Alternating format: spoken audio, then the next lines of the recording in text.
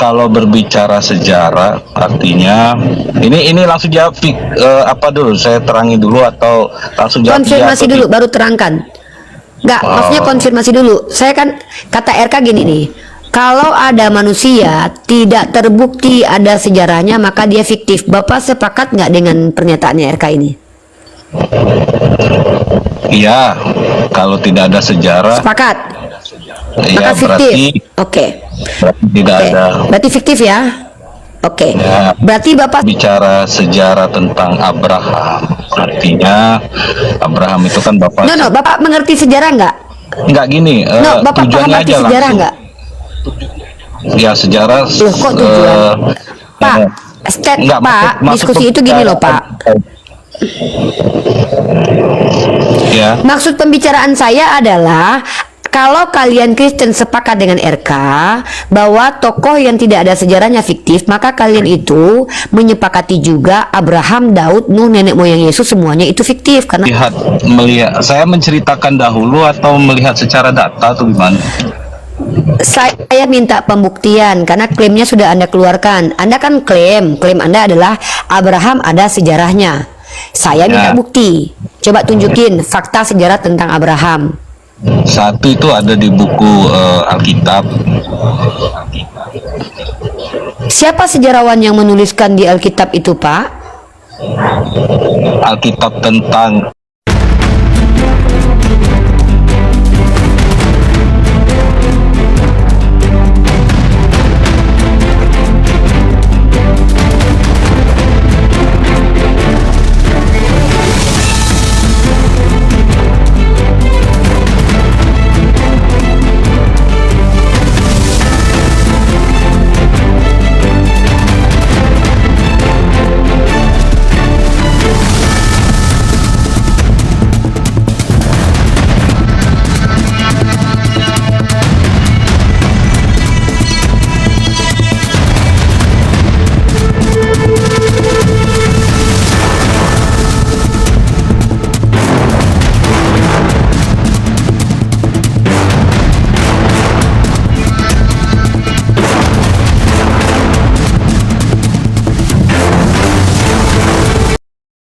Assalamualaikum warahmatullahi wabarakatuh. Bertemu lagi dengan channel Kristologi Muslim, channel yang akan memperlihatkan diskusi dan debat lintas agama.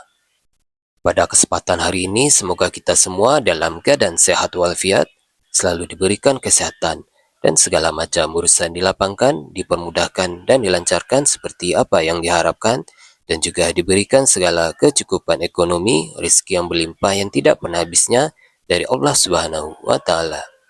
Di video kali ini masih seperti biasa saya akan memperlihatkan diskusi dan debat lintas agama di mana nantinya apologet Islam dan oknum Kristen akan saling bertanya dan menjelaskan agama masing-masing. Yang mana kita akan bisa menilai mana agama yang benar-benar bisa diterima dan dipahami secara akal pikiran manusia yang berakal. Di video ini juga kita akan melihat diskusi dan debat Unirifa dan apologet Islam lain dengan beberapa oknum Kristen yang mana kita bisa mendapatkan ilmu dan pengetahuan tentang ajaran Islam dan ajaran Kristen.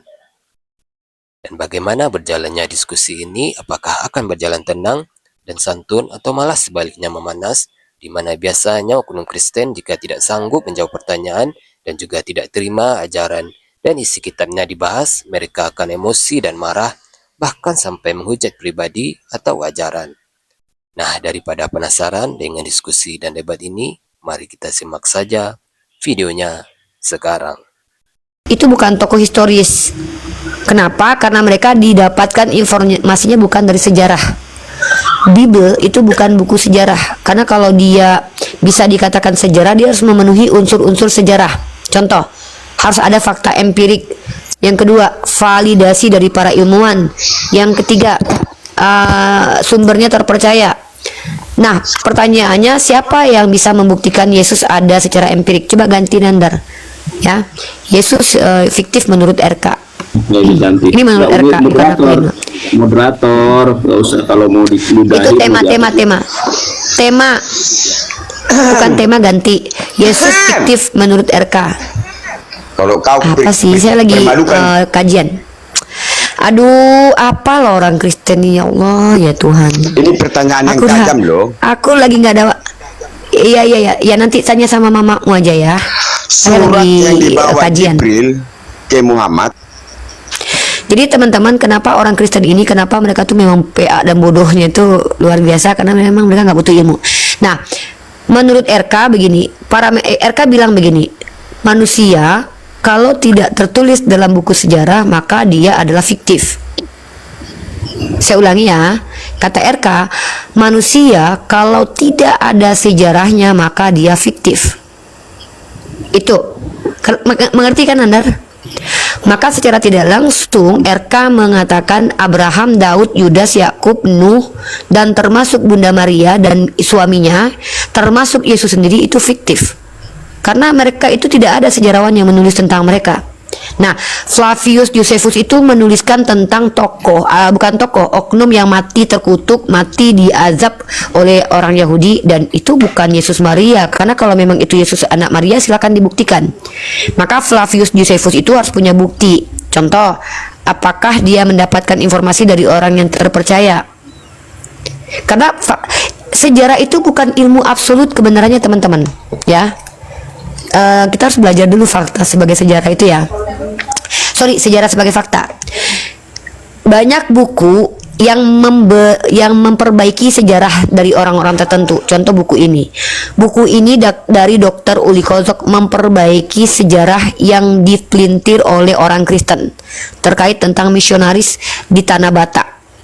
Ya, mereka itu tidak peduli dengan ilmu, bahkan itu disampaikan oleh Dr. Uli Kozok.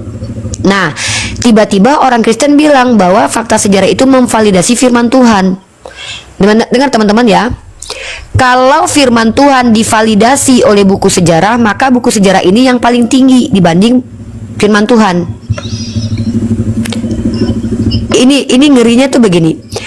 Kalau firman Tuhan divalidasi, diverifikasi kebenarannya oleh sejarah, maka tentu otoritas yang paling benar adalah fakta sejarah, bukan kitab suci.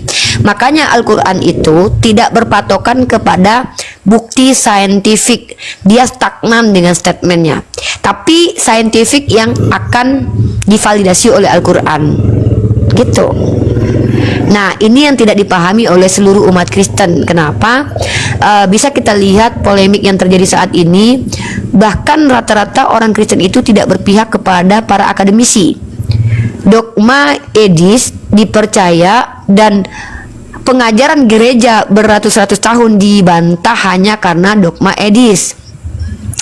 Dan RK yang pertanyaannya bertanya ke saya, siapa sejarawan objektif yang menuliskan tentang Nabi Isa?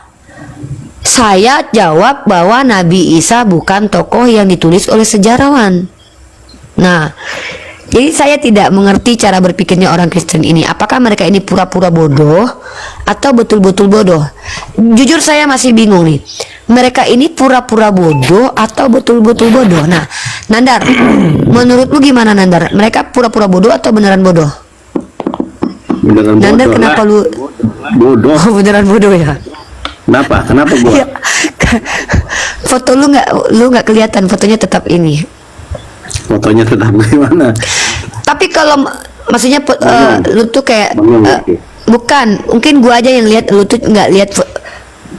Oh, nggak, maksudnya tadi tuh camnya nggak ketutup gitu di gua, di orang yang lihat. Oke. Sekarang terujuk. Oke, kita sapa dulu nih. Nah, sekarang terujuk mau nggak? Ya, ini udah di akun orang, udah di akun gua enggak. Ya, teman-teman, saya membaca artikel dan jurnal ilmiah tentang fakta arkeologis dan fakta historis, dan saya tidak menemukan satupun teori yang mengatakan bahwa Bible atau kitab suci itu adalah buku sejarah, karena tidak memenuhi unsur-unsur.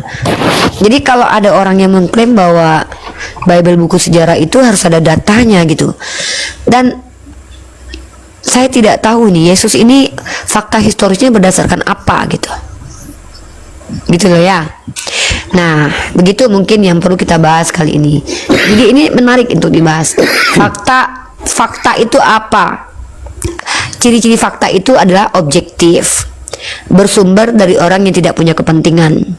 Contoh, Yohanes Damaskus menceritakan tentang eksistensi Nabi Muhammad, maka dia bisa dikatakan objektif untuk orang Islam. Subjektif, dia memang sebenarnya itu kayak untuk kita bisa dikatakan objektif karena dia benci sama Nabi Muhammad. Otomatis dia tidak mungkin mensupport keberadaan Nabi Muhammad, tapi dia sendiri mengakui keberadaan Nabi Muhammad. Maka dia bisa dikatakan sebagai orang yang objektif. Kesaksian dari orang yang benci Nabi Muhammad. Aduh, minum dulu ya.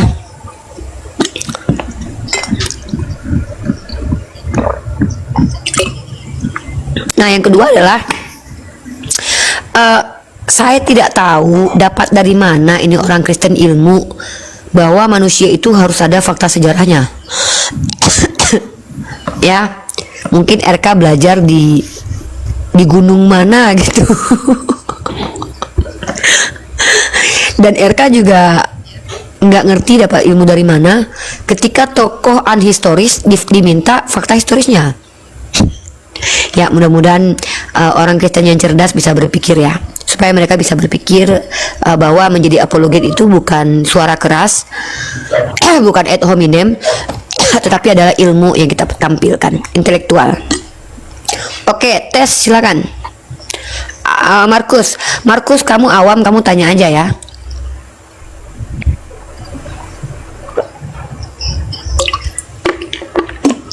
Markus, kamu awam, kamu tidak bisa menjelaskan kecuali kamu punya kapasitas ya. Halo Markus. Aduh, si Markus. Kau tidak akan mengerti, sama saja. Ya, terus kamu naik ke sini ngapain? Tentang Al-Quran kok ya udah, silakan. Belum pasti tidak mengerti Al-Quran. Kamu kesini mau ngapain, Markus? Tidak bingung, semua tertulis kok. Kamu kesini mau ngapain? Kamu kesini mau ngapain, Markus?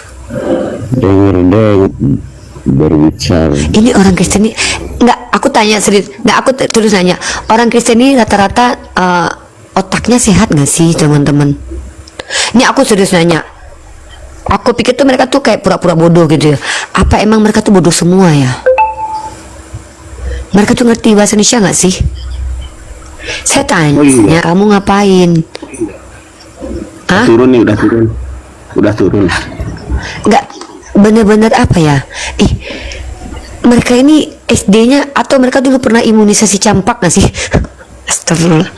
Halo. Assalamualaikum. Halo. Ya, waalaikumsalam. Ada yang mau disampaikan? Saya mau tanya ini apa? Kan Agamanya apa, Bang? Bentar, Bang, itu. jangan kayak Oten ya. Nah, Bang, kalau masuk ke tempat orang lain, Anda kok seperti orang Kristen nih, ya? Kalau jadi orang itu pertama punya adab. Kita bukan binatang. Ya, adab itu pertama adalah ketika masuk di platform orang lain, Anda diizinkan masuk, artinya Anda itu dipersilahkan.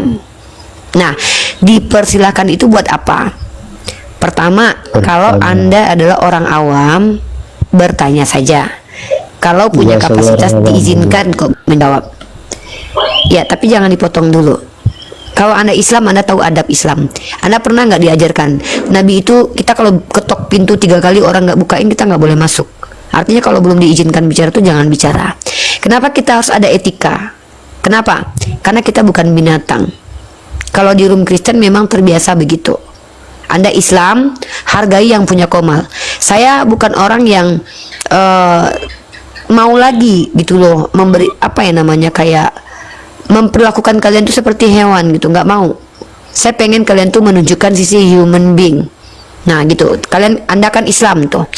Nah, Anda naik ke sini mau ngapain? Mau bertanya? Iya nih. Oke, silakan. Pertanyaannya apa, Bro? Nah kan ini Nabi Isa sama Yesus Kristus ini cerita aslinya dari sejarah itu yang benar itu yang mana, nama-nama itu yang benar apa nama Yesus atau nama Nabi Isa sendiri? Anda mengerti arti sejarah nggak? Saya nggak tahu nih, makanya saya tanya. Nah, makanya saya harus membuat Anda paham dulu apa yang disebut dengan sejarah. Kalau Anda sendiri tidak mengerti sejarah, lalu Anda mempertanyakan sejarah mana yang benar, bagaimana saya mau menjawab? Anda saja tidak tahu sejarah. Jadi makanya dengarkan tadi omongan saya tadi. Sebelum Neng bertanya, dengarkan dulu saya bicara. Fakta sejarah itu apa-apa yang harus Anda pahami. Contoh, sejarah itu apa sih? Sejarah itu dalam bahasa Arabnya dari kata sajaratun, dari pohon. Jadi kalau kita lihat esensi pohon itu, dimit dulu ya. Anda kalau pernah lihat pohon, pohon itu punya akar dan punya ranting, dimana sorry, yang nyuruh saya jawab aja, saya bukan pembantumu ya. Biasakan diri untuk tahu diri ya, kalian juga yang di bawah Brahmana ya. Saya bukan pembantu Anda, saya bukan orang yang dibayar di sini untuk mengikuti mau kamu. Saya di sini orang yang meluangkan waktu untuk mengajar orang lain. Saya harus luruskan dia dulu. Jadi kalau kamu tidak mau mendengarkan ya tinggal pergi gitu ya.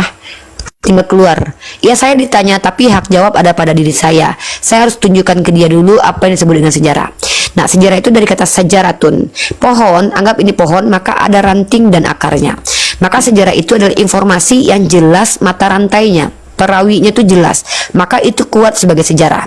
Jadi sejarah sebagai ilmu adalah informasi tentang masa lalu yang dikumpulkan menggunakan kaidah-kaidah ilmiah. Apa salah satu kaidah ilmiah? Salah satu kaidah ilmiah adalah terbukti secara empirik. Empirik itu menggunakan penelitian dan indrawi. Tuh, ya. Jadi sejarah itu bisa dikatakan sebagai ilmu, bisa dikatakan sebagai fakta kalau dia terverifikasi secara empirik. Ada bukti arkeologinya, ada bukti secara dokumennya. Nah, Anda tadi bertanya, Isa dan Yesus sejarah mana yang benar? Isa dan Yesus itu informasi yang berbeda. Satu dari manusia, satu dari Tuhan. Yesus adalah informasi yang bersumber dari manusia. Isa informasi yang bersumber dari Tuhan. Yesus itu informasi mitologi yang tidak jelas. Kenapa? Karena Bible tidak bisa dikatakan buku sejarah. Nah, kenapa seperti itu? Karena tidak memenuhi unsur-unsur sebagai buku sejarah. Kalau dia buku sejarah, dia harus ditulis oleh sejarawan. Nah, kalau Al-Quran itu wahyu, kalam ilahi, perkataan Tuhan, dan tidak bisa dikatakan sebagai buku sejarah karena bukan hasil karangan manusia. Seperti itu. Jadi pertanyaan Anda, kalau kita bicara secara esensi, yang benar itu informasi tentang Nabi Isa ya dari Al-Quran. Kenapa? Karena itu dari Tuhan dan bisa dibuktikan secara rasional. Tapi kalau Bible itu masih ambigu karena tidak terbukti secara empirik gitu.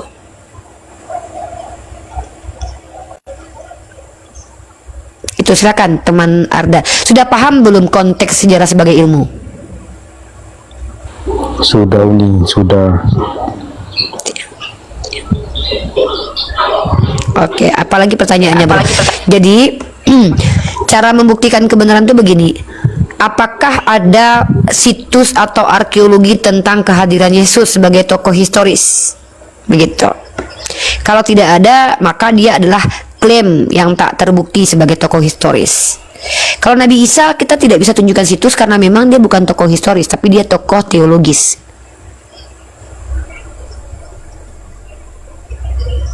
Begitu. Mengerti arti tokoh teologis nggak?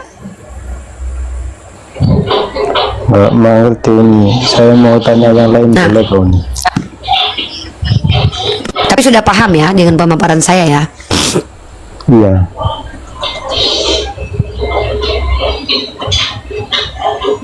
Silakan, pertanyaan selanjutnya apa?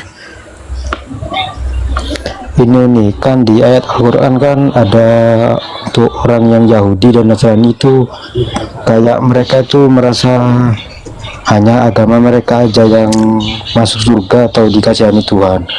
Kalau di Al-Quran sendiri itu aslinya itu yang masuk surga itu semua orang atau gimana ini?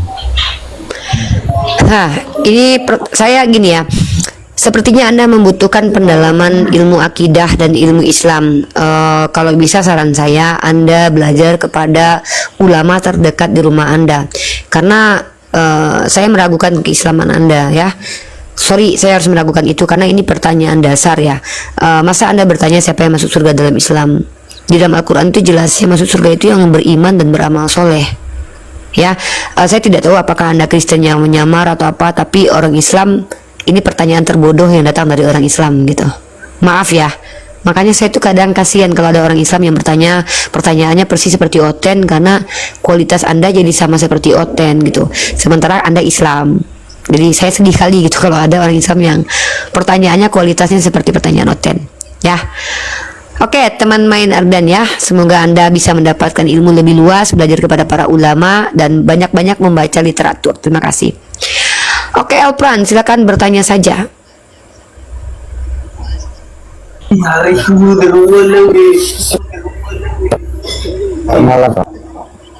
Ya, silakan bertanya saja. Karena kalau tidak punya kapasitas di sini bertanya saja.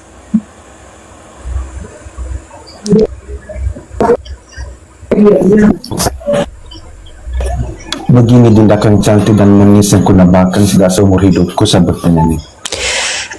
Umat Islam mengatakan Tidak bahwa perlu. Allah itu ada.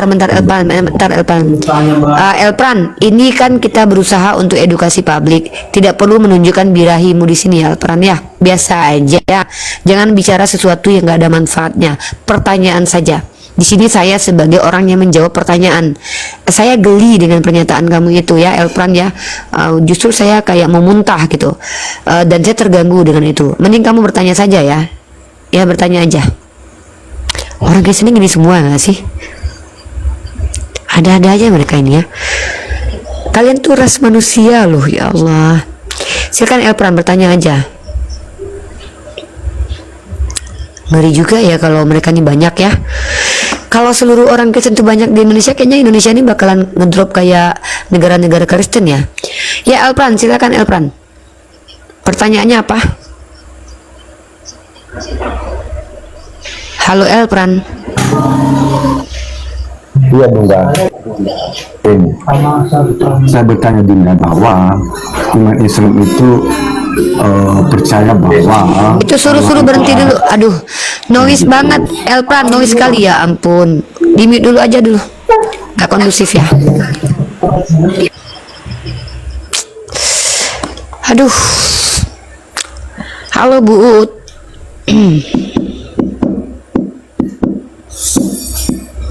Halo Bu Ut. Oke. ya halo Dinda, udah siap Elpran. udah. Iya udah, apa pertanyaanmu? Ya Dinda. Ini pertanyaan saya Dinda. Islam kan percaya bahwa Allah itu kan ada. Terus Allah itu tidak dapat diserupakan oleh apapun, kan begitu. Betul kan Dinda? Bahwa Allah itu tidak konfirmasi dulu bahwa itu betul atau tidak. Apa yang harus dikonfirmasi? Noise banget, suruh temenmu diam dulu lah.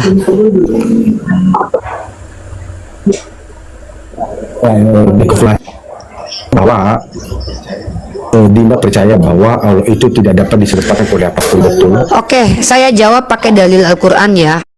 Allah itu laisa kamislihi syai'un. Artinya Allah itu tidak serupa dengan apapun. Ya, jadi Allah tidak serupa dengan apapun. Silakan. Suruh temanmu berhenti dulu lah main gitar.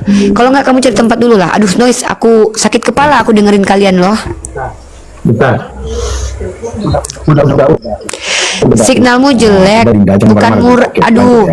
Kristen-Kristen ini kenapa kalau bicara tuh suka mengatakan sesuatu yang tidak penting? Saya bukan marah, saya ingin kamu itu kondusif. Maka cari tempat aman dulu dan hening, biar suara kamu tuh kita dengarkan jernih. Kita pakai headset, kepala kita pusing dengarkan suara gerada guduk begitu, ya. Kondusifkan tempat Anda biar kita itu bisa diskusi bagus-bagus. Kepentingan saya di sini tuh dialektika, menjawab pertanyaan dan meluruskan. Kalau kalian misalkannya ingin menjelaskan agama kalian, kalian harus punya kapasitas. Diskusi dua arah sama saya harus punya kredibilitas. Saya sudah downgrade berkali-kali ketika saya diskusi dengan orang-orang yang tidak punya kualitas seperti kalian, ya. Saya itu sudah merendahkan diri saya dengan diskusi dengan RK itu, karena RK itu bukan akademisi. Harusnya level saya itu Esra Soru, MYM, sama Deki. Saya ilmiah, kawan-kawan kalian nggak ada yang ilmiah satupun. Nah, ini kamu lagi bertanya aja udah nggak ilmiah. Coba, tadi pertanyaannya udah saya jawab, lanjut pertanyaan selanjutnya.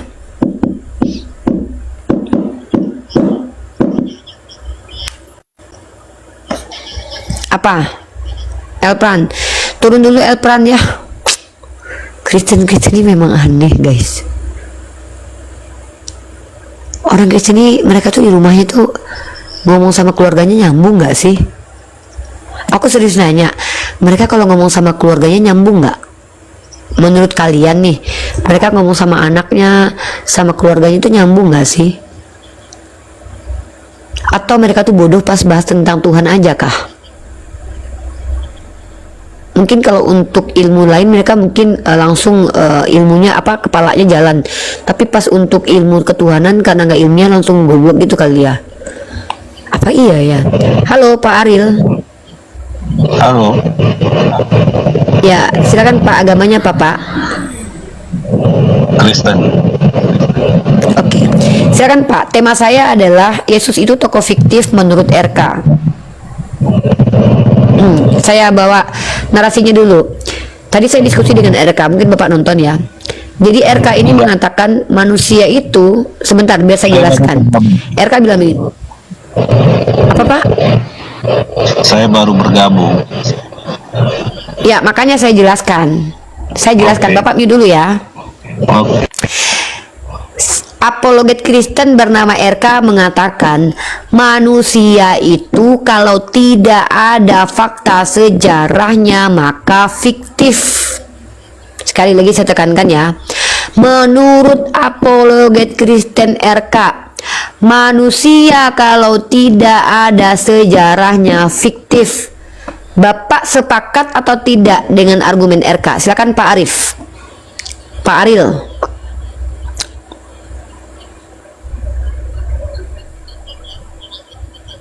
Pak Aril, namanya Islamable ya, tapi Kristen. Silakan Pak, mungkin murtadin ya, nggak tahu lah.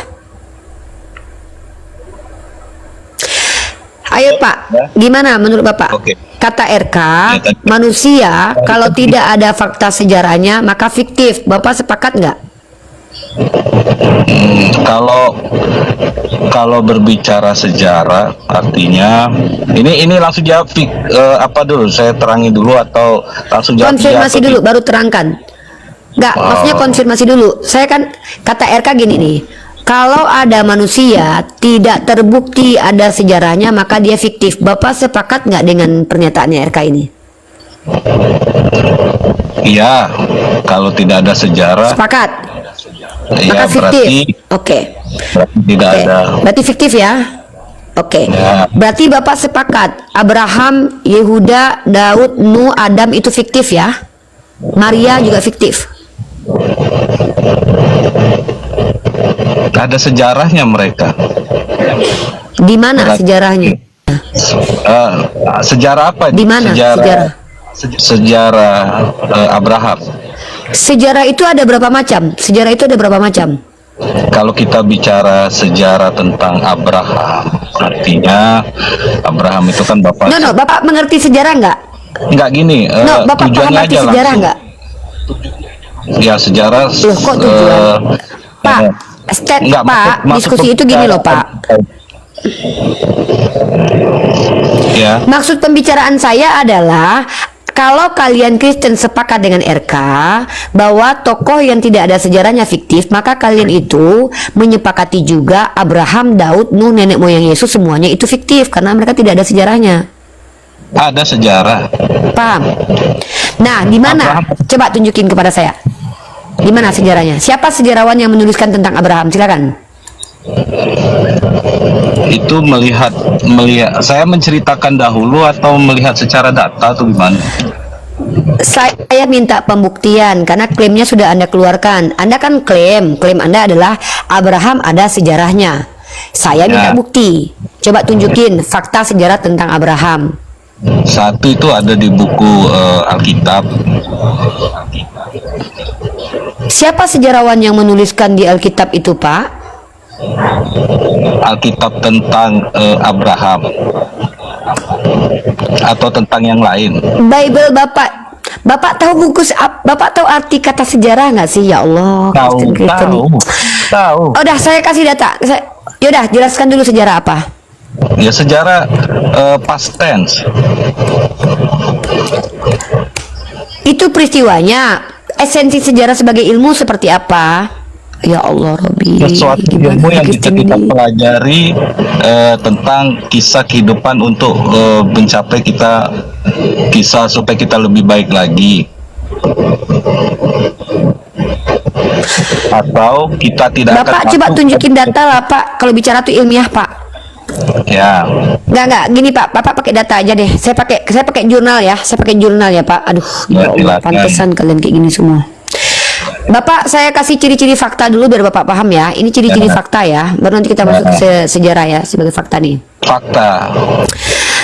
Segala sesuatu dikatakan fakta. Enggak, saya pakai Pak, saya nggak pakai asumsi ya, Pak. Saya pakai data aja dia. Capek Pak ngelayanin kalian pakai asumsi. Nih, pertama ciri-ciri fakta itu adalah bersifat objektif. Ya, munculnya bukan subjektif seperti Bible Bapak. Bible Bapak itu subjektif. Kedua, dia bisa menjawab siapa, mengapa, di mana, bagaimana. Nah, Bible itu bisa menjawab siapa penulisnya nggak, Pak? Bisa. Nah, bisa. Kalau gitu siapa penulis Bible? Kitab Kejadian siapa penulisnya? Kita buktikan satu-satu aja dari ciri-ciri fakta ya, Pak ya. Kan ada 5 ciri-ciri fakta. Kita dari satu dulu aja deh. Ya, pertama, siapa yang mengatakan bahwa Abraham itu ada? Ahli sejarahnya siapa ya yang menuliskan Abraham? Aduh, kalau kayak gini pantesan mereka ini Kristen, ya Allah. Berarti ilmu umum sama ini dipelajari itu tuh nggak ada gunanya di hadapan Kristen ya, guys.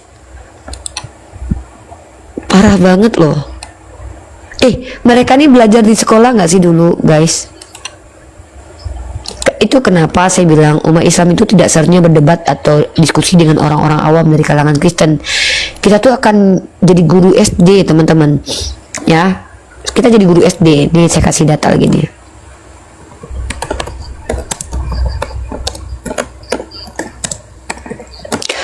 Aduh, ya Allah, Robi. Mereka di sekolahnya dulu tuh ngapain gitu ya? Oke, kita baca dulu teman-teman ya.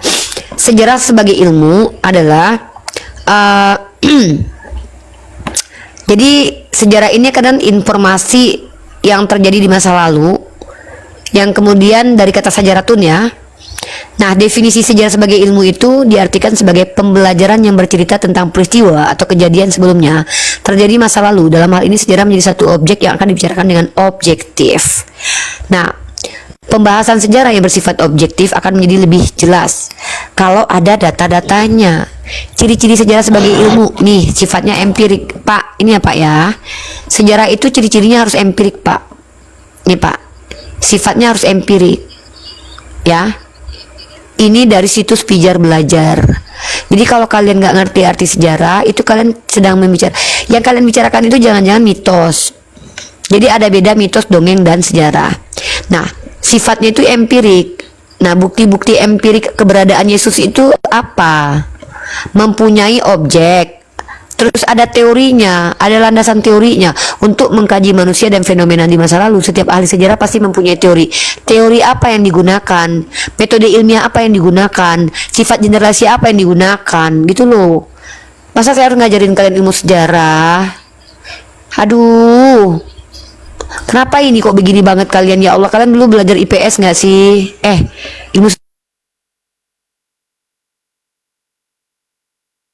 tidak salah, ilmu sejarah itu ada di IPS ya, ilmu pengetahuan sosial ya teman-teman ya.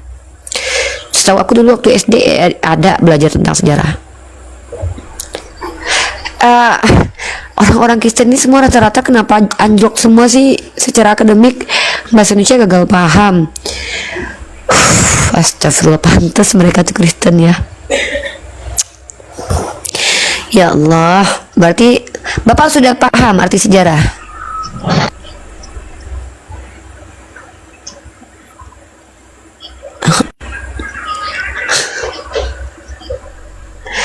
Umi, kelasnya jangan begini. Maksud saya mau ngajarin mereka bahwa mereka tuh selama ini tuh hidup dengan doktrin gitu loh. Kasihan gitu. Sejarah itu harus empirik. Ada bukti-bukti empirik Abraham, Yesus, dan Nabi Isa. Silakan diberikan ke saya. Halo Bintang Timur. Halo, selamat malam Uni. Assalamualaikum. Muslim ya? Halo. Muslim? Iya, alhamdulillah sekarang Muslim. Oh, tadinya Kristen. Tadinya Katolik. Uni, saya mau ini. Oh, yang kemarin. Oh, yang kemarin yang kesaksian. Yang Uni potong, kamu turun. Iya benar. Tapi saya Ya, ada apa, Dek? Udah kamu sudah syahadat beneran, Dek? Iya sudah Uni. Uni, ini saya nggak bisa terlalu lama ininya naiknya, soalnya takut ada ibu saya datang. Uni, ini cuma saran sih ya, bukan apa. Kalau seandainya untuk melindungi kualitas Uni, bisa nggak di awal itu Uni ngasih satu batasan gitu, contoh jangan ada framing begitu. Soalnya saya lihat itu tadi Uni kehilangan banyak energi hanya untuk meluruskan framingan dari si lawan debat gitu. Jadi sebenarnya sudah ada, Dek. Nih sudah ada sebenarnya. Si RK itu 2 kali dia tuh memohon-mohon ke saya. Saya kan nggak mau debat sama penghujat lagi kan. Saya tuh mau fokus mengajar. Karena saya sebentar lagi berpindah dari posisinya sebagai mahasiswi jadi calon pengajar. Nah, saya membiasakan diri untuk ngajar. Nah, si RK ini membujuk-bujuk gitu kan. Saya bilang tuh saya mau tuh diskusi ilmiah, saya bilang. Nah, ilmiah itu ya batasannya ya ilmu pengetahuan.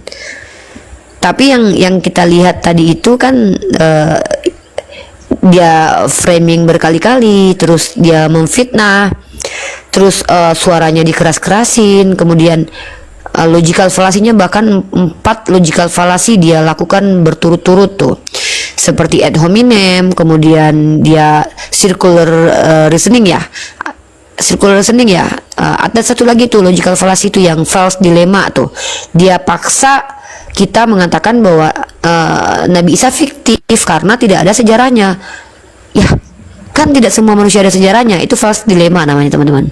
Terus dia bertanya berulang tentang pertanyaan yang sudah kita jawab, dan bahkan dia strawman itu dia menyimpulkan sendiri bahwa Nabi Isa itu adalah tokoh sejarah, padahal saya berkali-kali bilang Nabi Isa bukan tokoh sejarah.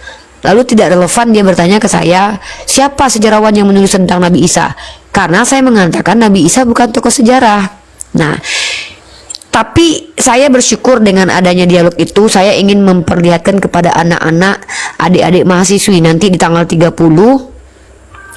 bahwa tantangan diskusi kita itu di sosial media itu adalah menghadapi orang yang dicitrakan sebagai apologet tapi betul-betul bukan orang berilmu. Maka kalau ingin menjaga kualitas seperti yang kamu bilang tadi, Uni bilang kalau diskusi sama Uni itu harus ada kredibilitasnya gitu loh, kapasitasnya ada. Tapi kan RK tadi Uni di awal suruh dia memperkenalkan diri, ternyata dia cuma jemaat awam. Uni pikir dia tadi ada gelarnya gitu. Baik, soalnya dia tidak bisa membedakan antara jurnal dan buku gitu. Itu yang saya tangkap. Terus Yes, untuk teman-teman itu yang juga. Untuk teman-teman di bawah ini yang Katolik ya, kalau Kristen saya tidak ini. Kalau yang Katolik mungkin bagi kalian yang seperti lawan debat Uni itu kayaknya dia itu suka ya baca-baca buku. Saya sarankan untuk baca buku Babylon Mystery Religion. karya Ralph Waldo itu. Kalian bisa lihat di situ apa hubungan antara Dagon, Yesus. Nanti kalian bisa tahu dari situ. Ada relevansinya. Jadi Ya, ya, ada relevansinya itu semua deh. Bahkan dengan paganisme pun Kristen itu ada relevansinya. Natal itu adalah perpanjangan dari acara Saturnalia. Sebenarnya itu bukan rahasia yang sulit dicari tahu lagi. Kristen pun mengakui itu kok. Cuman teman-teman Kristen kita kan tidak bisa ilmiah, tidak bisa jujur, tidak bisa bahasa Indonesia yang baik dan benar. Karena ya itu tadi, kalau mereka ilmiah ya blunder. Agama Kristen itu tidak ilmiah. baik Uni, saya izin turun ya, soalnya itu aja mungkin yang Siap, bisa Dek. saya sampaikan. Baik, assalamualaikum. Istiqomah ya. Waalaikumsalam warahmatullahi wabarakatuh.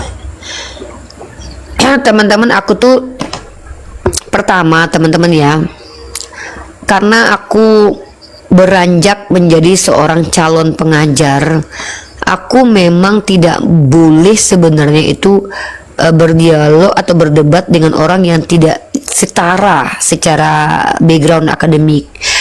Kalau aku bertemu misalnya dengan doktor atau dengan profesor, itu pun konteksnya bukan debat, lebih kepada dialog menggali ilmu mereka.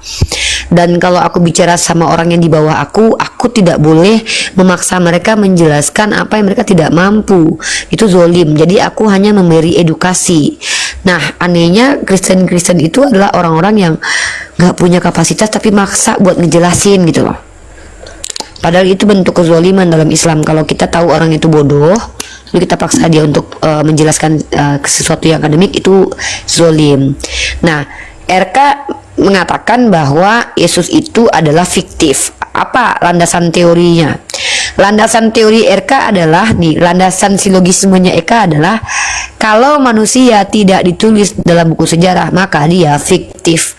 Maka secara tidak langsung RK mengatakan bahwa Yesus dan Maria, Bunda Maria itu tokoh fiktif. Daud dan nenek moyangnya RK itu fiktif. Ngeri kan argumen RK? Setuju gue sama RK. Oke, kalau gitu YL setuju kalau Abraham Maria itu fiktif ya. Why?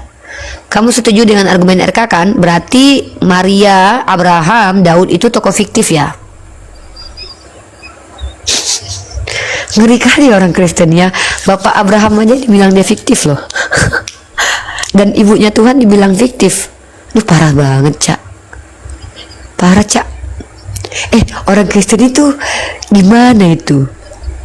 Masa Bunda Tuhannya dibilang fiktif? Yesus itu dibilang fiktif. Berarti Yesus dibilang fiktif dong. Kan Yesus itu tidak terdapat dalam buku sejarah. Dia terdapat dalam buku buku Antiquities itu, cerita tentang oknum yang dibun-bun. Dan pertanyaannya, apakah itu masuk ke dalam fakta sejarah? Ya, mari kita minta bukti empirik gitu. Bukti empiriknya apa? Kalau nggak ada bukti empiriknya, kenapa bisa dikatakan sejarah itu? Alasannya apa gitu? Orang Kristen mengerti nggak sih definisi? Tuhannya Kristen, apa makna fiktif? Oke. Kita pakai KBBI ya, kita pakai standar KBBI aja biar kita ndak bias. Ini kata RK, manusia yang tidak ada fakta sejarahnya maka itu fiktif. Nah, fiktif itu bersifat fiksi, hanya terdapat dalam khayalan, imajinasi, angan-angan dan cita-cita. Itu. Nah, pertanyaannya, Yesus itu beneran ada nggak? Kalau beneran ada, apa bukti empiriknya? Begitu. RK tuh blundernya 3 kali tadi ya. Dia bilang kalau manusia tidak ada sejarahnya maka dia fiktif. Oke.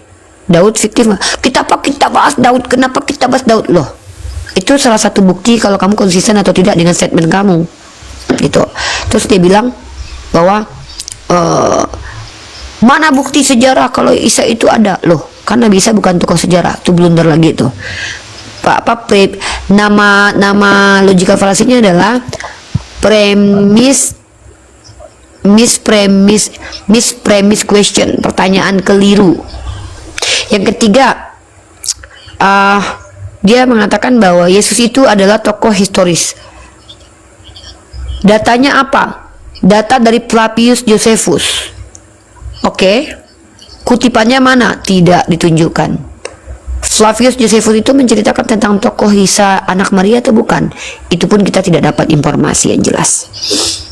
Nah, itu kenapa saya katakan klaim bombastis dari orang Kristen itu adalah klaim yang seolah-olah mereka itu bisa buktikan, tapi kalau dirinci detailnya mereka tidak bisa tampilkan. Seperti itu, Pak Buddha Angun. Enak banget. Ngucapin salam. Assalamualaikum warahmatullahi wabarakatuh. Waalaikumsalam. Enak banget, Bang. Saya tuh izin komentari antum dulu ya. Saya tuh kok bangga jadinya. Semoga antum tidak merasa sedang dipuja ya, dipuji nggak boleh. Cuman saya harapan ini tetap dipertahankan dan ini jadi kebanggaan kami. Saya atasan teman-teman. Ada kalimat bahwa betul kadang kita nih harus berhadapan dengan orang yang dia itu harus tahu diri gitu lah, kalimat yang tangkap itu. Kalau antum hari ini sebagai orang yang mungkin nanti besok akan menjadi pengajar kan, maka tidak layak berhadapan dengan orang-orang yang mereka memposisikan gitu kan, orang yang susah akan mengajar atau memberikan sesuatu yang mereka nggak paham. Ini kalimat sangat bagus. Ya, jadi diskusi itu dengan orang yang paham akan permasalahan gitu kan, sehingga mereka bikin narasi. Maka yang layak itu seperti yang bilang tadi kan, ya nanya aja lah kau kan gitu. Ya. Betul, itu saya sangat sepakat. Itu secara ini mereka tuh hanya boleh bertanya sebenarnya. Kenapa? Karena mereka tuh awam. Justru kalau kita ajak mereka debat atau diskusi itu kita yang zolim. Orang bodoh kita paksa untuk menyampaikan sesuatu yang mereka nggak paham. Itu tuh kita berdosa, zolim. Tapi kan gini, biasa ini tadi saya kan, pernah dulu. Gimana? Tadinya apa? Enggak, tadi kan aku tuh suruh si RK itu memperkenalkan dirinya, karena kan video khusus yang tadi itu nanti ku bawa presentasi di kampus. Maksud aku biar mahasiswa-mahasiswi tempat aku nanti presentasi itu tahu bahwa RK ini kualitasnya apa, kredibilitasnya apa, tapi dia nggak sebutin karena dia memang bukan akademisi gitu loh. Jadi nanti anak-anak kampusku tahu kalau Uni berhadapan dengan orang non akademik. Maka kalau Uni Riva banyak diam, banyak tenang, itu karena secara intelektualitas saya itu jahat kalau melakukan hal yang sama seperti yang dia lakukan. Justru saya harus ngajarin RK cara diskusi yang baik, bahwa RK nggak boleh framing, nggak boleh ad hominem, dan di mana saya meminta data terus, di mana saya mengatakan begitu dan begini.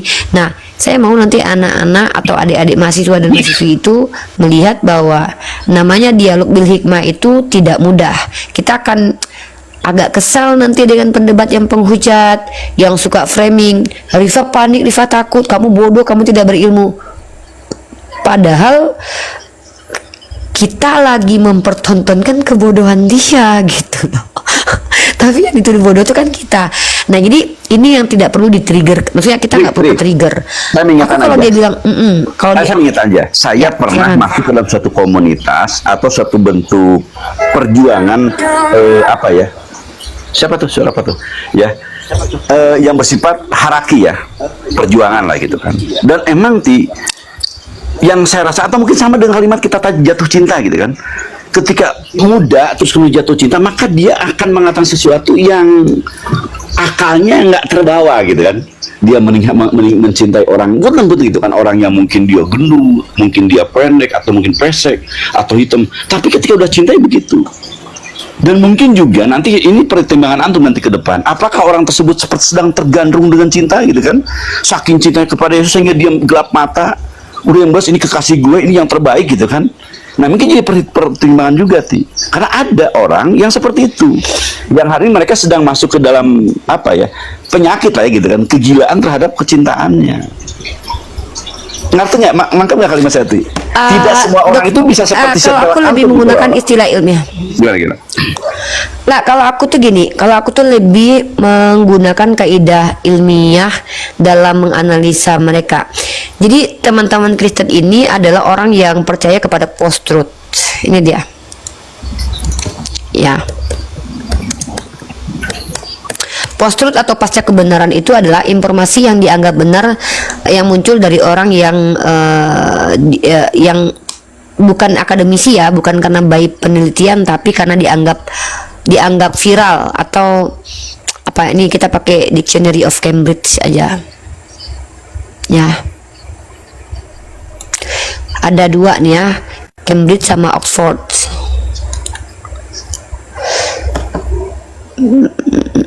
Bentar ya guys, kita kasih data. Apakah apa yang antum konsepkan dalam diri kesadaran seperti kira-kira Otan belajar kayak gini nggak? Saya kan enggak loh, Ti.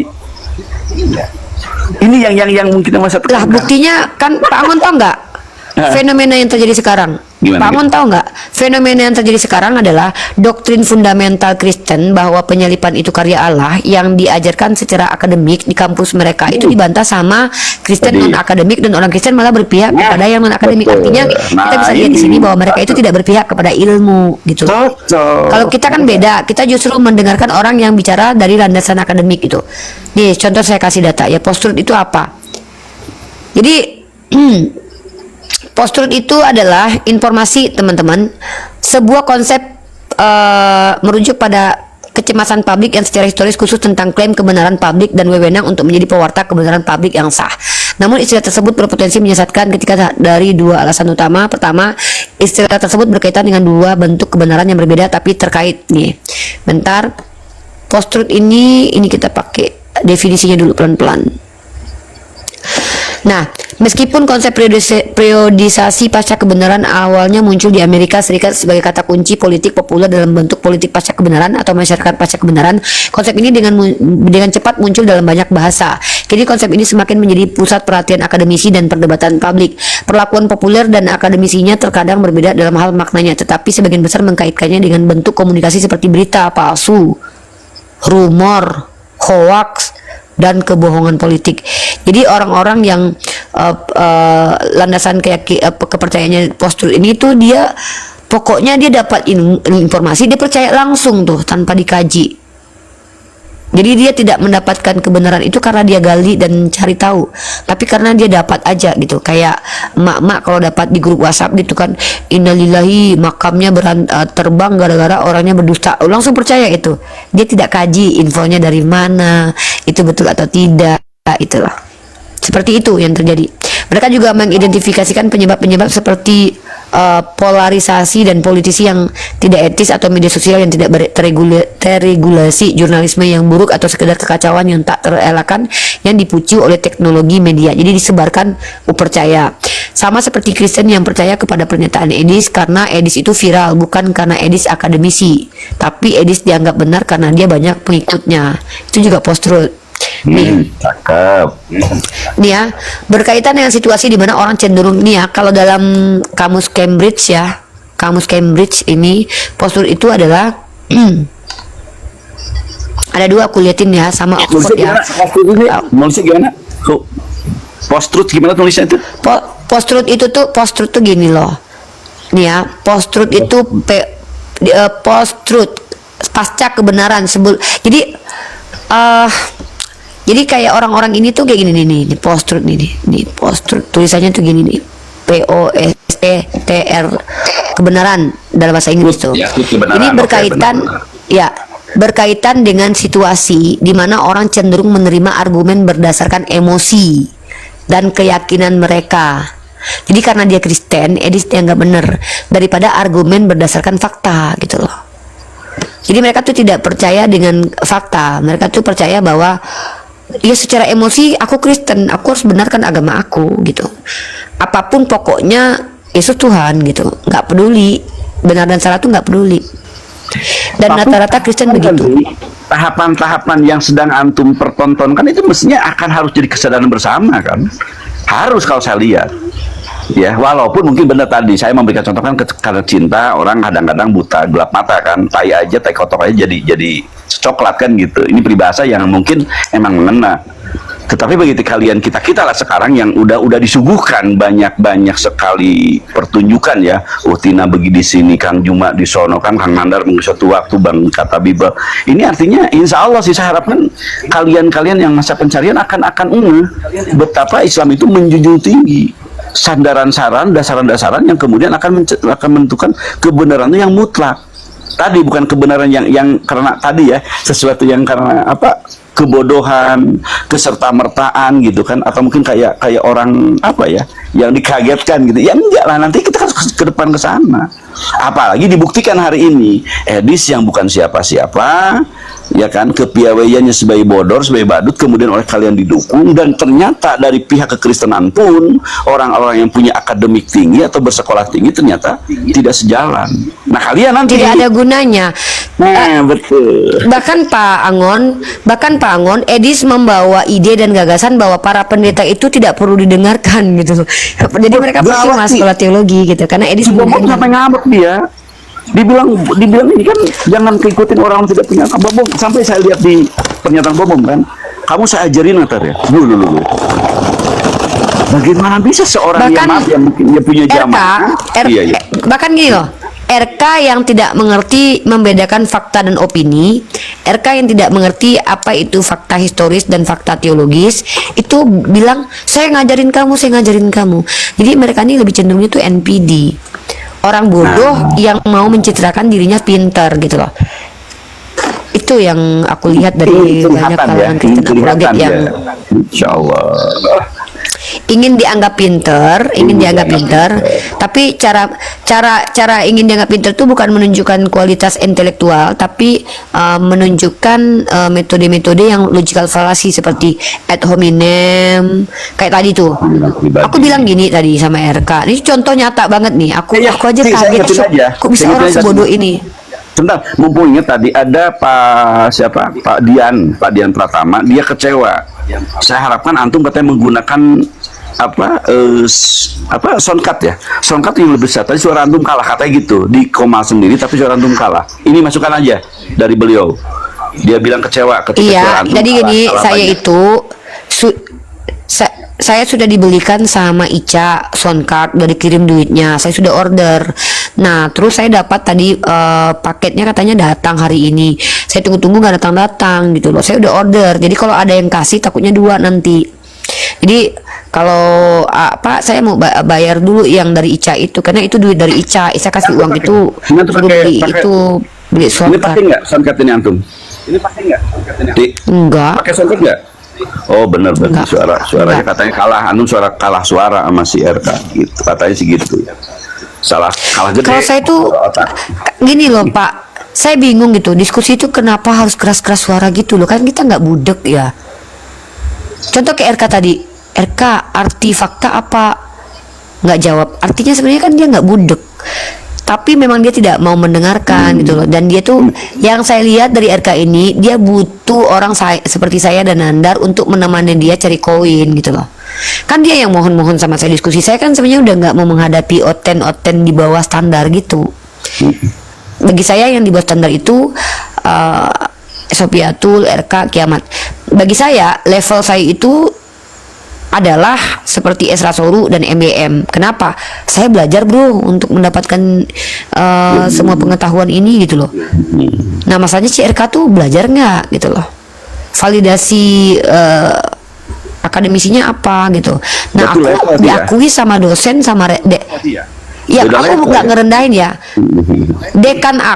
Dekanku waktu aku presentasi aja beliau sampai bilang nanti skripsi aku kalau bisa dipublish untuk jadi jurnal internasional.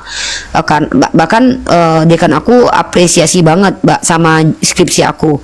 Terus rektor semua orang-orang akademik semua mengakui bahwa analisa aku tuh tajam terkait tentang dialog. Tiba-tiba ada orang nggak pernah kuliah, nggak pernah sekolah terus bilang kamu bodoh, saya pinter gitu. Oh ya udahlah, bener kata Imam Syafi'i deh, lu menang deh, gua kalah gitu. Kalau berdebat dengan orang ngomong-ngomong gitu.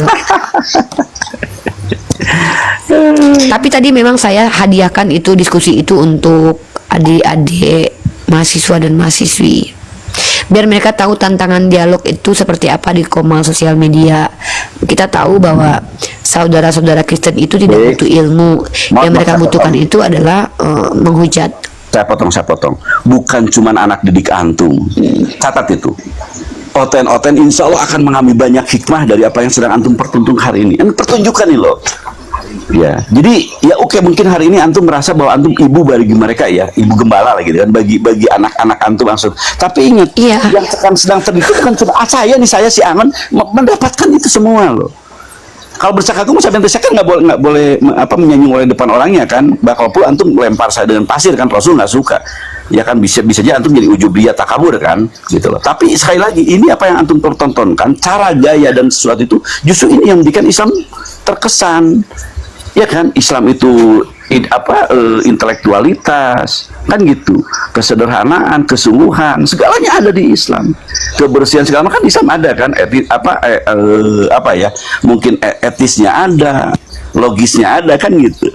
Semua ada di kita, dan antum itu sedang mempertonton itu, dan insya Allah saya yakin, saya percaya akan ada dan harus. Dan sekali lagi kepada kalian yang oten-oten, kalian bisa kok belajar seperti kami, dan kalian persiapkan. Ketika kalian menjadi lawan debat kami, maka kalian harus seperti Utiripa ini loh.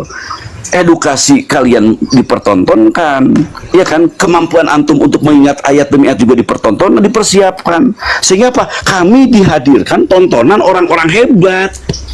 Dan kami akan akui kalau kalian hebat gitu loh. Dengan apa? Dengan selevel. Wih anjir, Utiripa ada tantangan, ada kompetitornya gitu kan. Ini suka kita jadinya. Coba kalau Utiripa dengan orang-orang bodoh begitu, ya kita kan jadi anjir, orang begini banget. Dan saya kan sekali lagi, kalian akan merasa malu ketika attitude atau cara-cara gaya bahasa kalian sangat jauh dari orang-orang Islam. Dan saat tidak langsung, inilah dakwah bahwa Islam itu baik, bagus, benar gitu kan, menarik, indah, sopan. Apalagi kan gitu. Itu mungkin itu yang saya tekankan. Jangan tersanjung, awas antum ntar lupa. Iya, karena kan enggak. Saya ini dalam fase ini Pak Angon, perpindahan ya. Perpindahan status saya sebagai seorang speaker, pembicara. Dulu kalian teman-teman semua melihat saya adalah seorang pendebat sebagai mahasiswi, maka secara etika diizinkan untuk sebarbar itu mengkritisi setiap argumen. Kenapa? Karena posisinya sebagai mahasiswi. Coba dipahami ya, sebagai seorang murid itu bisa dikatakan berkualitas kalau dia mampu menghadirkan pertanyaan-pertanyaan sulit. Itu ciri-ciri siswi atau mahasiswi cerdas. Pertanyaan sulit yang dijawab atau pertanyaan yang menggali ilmu orang lain, itu ciri-ciri orang cerdas. Nah, tapi sekarang saya tidak lagi dalam masa, bentar lagi saya fasenya adalah mengajar. Sebagai akademisi yang diizinkan secara legalitas itu memberi ilmu. Saya tidak boleh lagi bertanya yang pertanyaan itu menyulitkan orang. Pertanyaan yang harus saya ajukan kepada anak-anak didik adalah pertanyaan yang men-trigger akal mereka, supaya mereka berpikir. Contoh, apa yang kamu pahami terkait tentang fakta? Itu pertanyaan seorang guru. Bukan pertanyaan karena ingin butuh jawaban, tapi untuk mengkonfirmasi sejauh mana pandanganmu, pahammu tentang fakta itu. Tapi kalau dulu saya sebagai mahasiswi, saya bertanya, itu yang mati terkutuk itu siapa? Saya tidak mengkonfirmasi pemahaman mereka, tapi saya ingin tahu jawabannya. Bagaimana kau memandang Tuhan kok terkutuk? Makanya diksi-diksinya pun pedas. Dulu pertanyaan saya sebagai seorang mahasiswi, sekarang pun masih mahasiswi walaupun ini semester akhir, tapi sebentar lagi saya berpindah status menjadi sarjana komunikasi, sarjana sosial. Maka saya pertanyaannya ini sekarang haruslah pertanyaan yang membuat orang lain itu berpikir ulang dan kemudian menimbulkan keinginan untuk menggali informasi sedalam mungkin. Nah, makanya bertemu dengan saudara-saudara Kristen adalah ibarat saya bertemu dengan anak-anak PAUD. ternyata kebanyakan dari mereka itu tidak mengerti dengan apa yang dibicarakan. Contoh tadi, tema fakta penyalipan, tapi yang dibawa adalah doktrin dan keyakinan. Tidak relevan. Variabel yang kita bahas adalah fakta. Tadi saya tunjukkan ada dua, unsur fakta dan ciri-ciri fakta. Unsur fakta adalah objek, kemudian ada tempat, waktu, ya, dan segala macam. Kemudian penyampai fakta. Kemudian ciri-ciri fakta. Yang pertama itu objektif. Yang kedua itu empirik. Nah, jadi saya ingin tadi mengajak orang-orang tahu bahwa rata-rata teman-teman Kristen mereka bicara itu ndak ngerti definisi dulu. Menurut mereka itu adalah penyalipan fakta. Pada penyalipan itu bukan fakta historis, karena tidak ada bukti empirik secara historis bahwa Yesus itu disalibkan. Nah, yang mereka bawa itu dari Tacitus dan Flavius Josephus. Pertanyaannya, apa kutipan dari Flavius? Apa statement dari Tacitus? Itu yang kita tunjukkan. Nah, bukti empirik, metodologi yang dipakai si Flavius untuk mengetahui informasi tentang Yesus apa? Karena baik Flavius ataupun Tacitus bukan orang yang hidup sejaman dengan Yesus dalam artian bertemu. Yesus waktu hilang dari peredaran, itu si Flavius 60 tahun apa 30 tahun kemudian baru lahir. Baru lahir loh. Jadi kalau dia bikin buku di umur 30 tahun, tambahlah 30 tahun lagi. Berarti 60 tahun jaraknya dengan Yesus.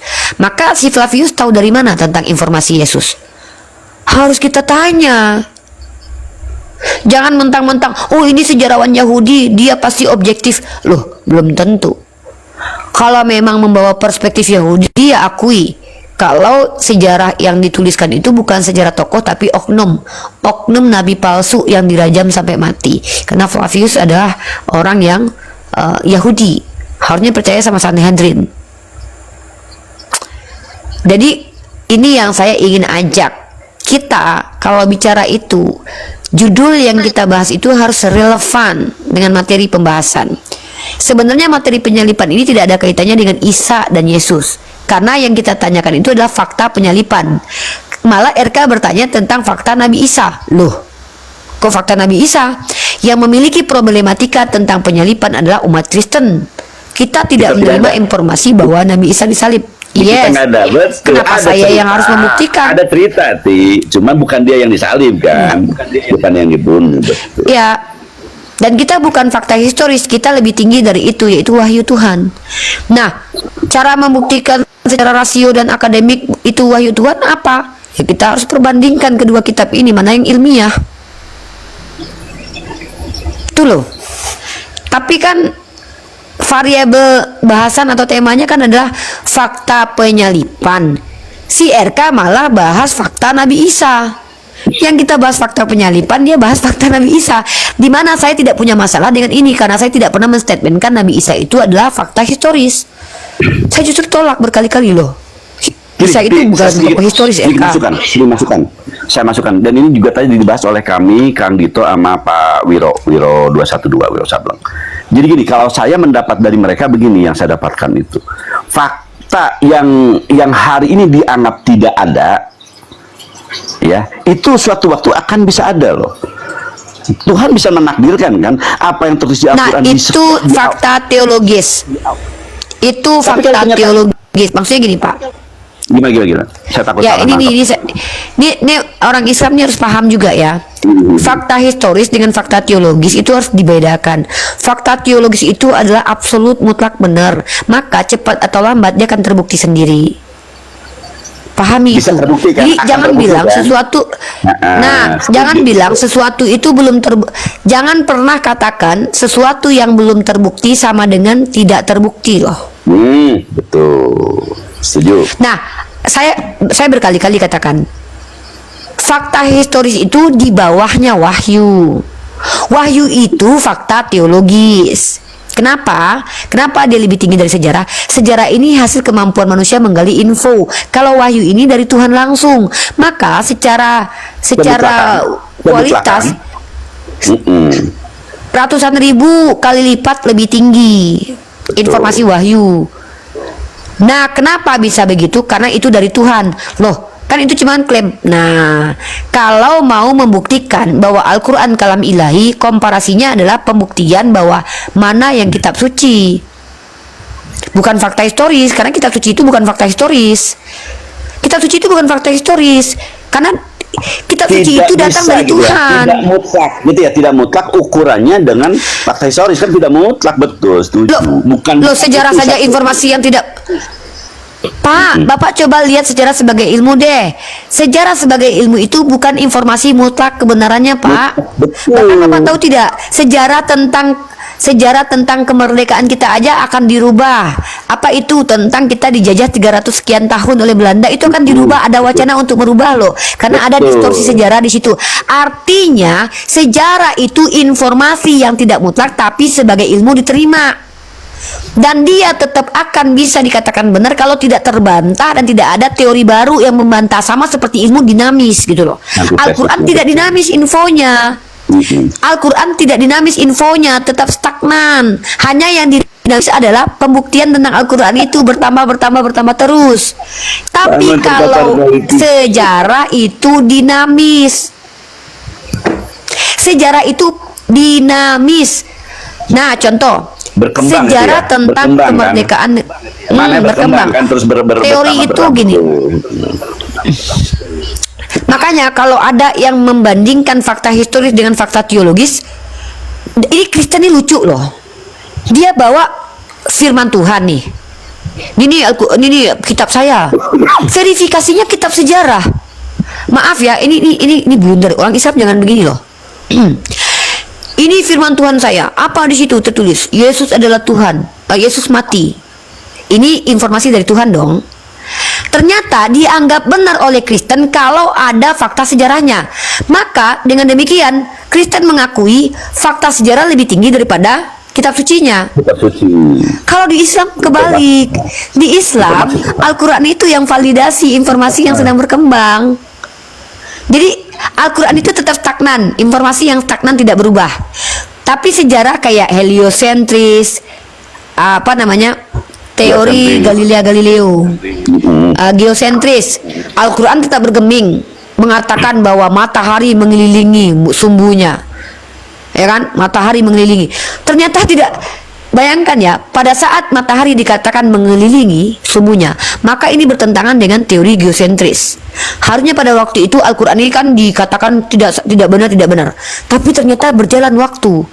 Ternyata ilmu saintifik membuktikan betul matahari itu punya tempat beredarnya. Makanya jadi Al-Quran bukan divalidasi oleh sejarah, tapi Al-Quran memvalidasi ilmu manusia. Kebalik Kristen ilmu Tuhan divalidasi sama ilmu manusia. Tuhannya bilang, ya aku mati. Wah, kebenarannya itu akan dikatakan benar kalau ada sejarawan yang membuktikan. Jadi kebalik. Maka gagal kitabnya dikatakan suci. Kalau kita tidak, setiap ada ilmu pengetahuan itu yang memvalidasinya Al-Quran. Al-Quran yang validasi. Geosentris itu tetap Al-Quran tidak bergeming, ayat Al-Quran tidak berubah, tetap matahari punya sumbu. Berjalan waktu terbukti ada teori heliosentris.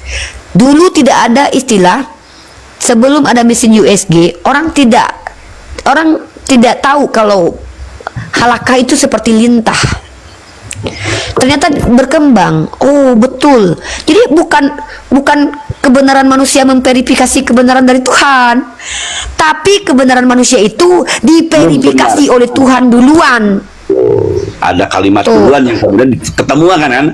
Ada pertemuan dalam. Terbalik di Kristen.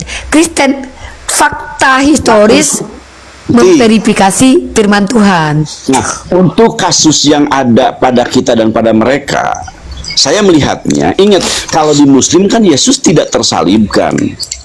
ya kan? Maka kecenderungan nanti besok lusa suatu saat nanti akan ada pembuktian.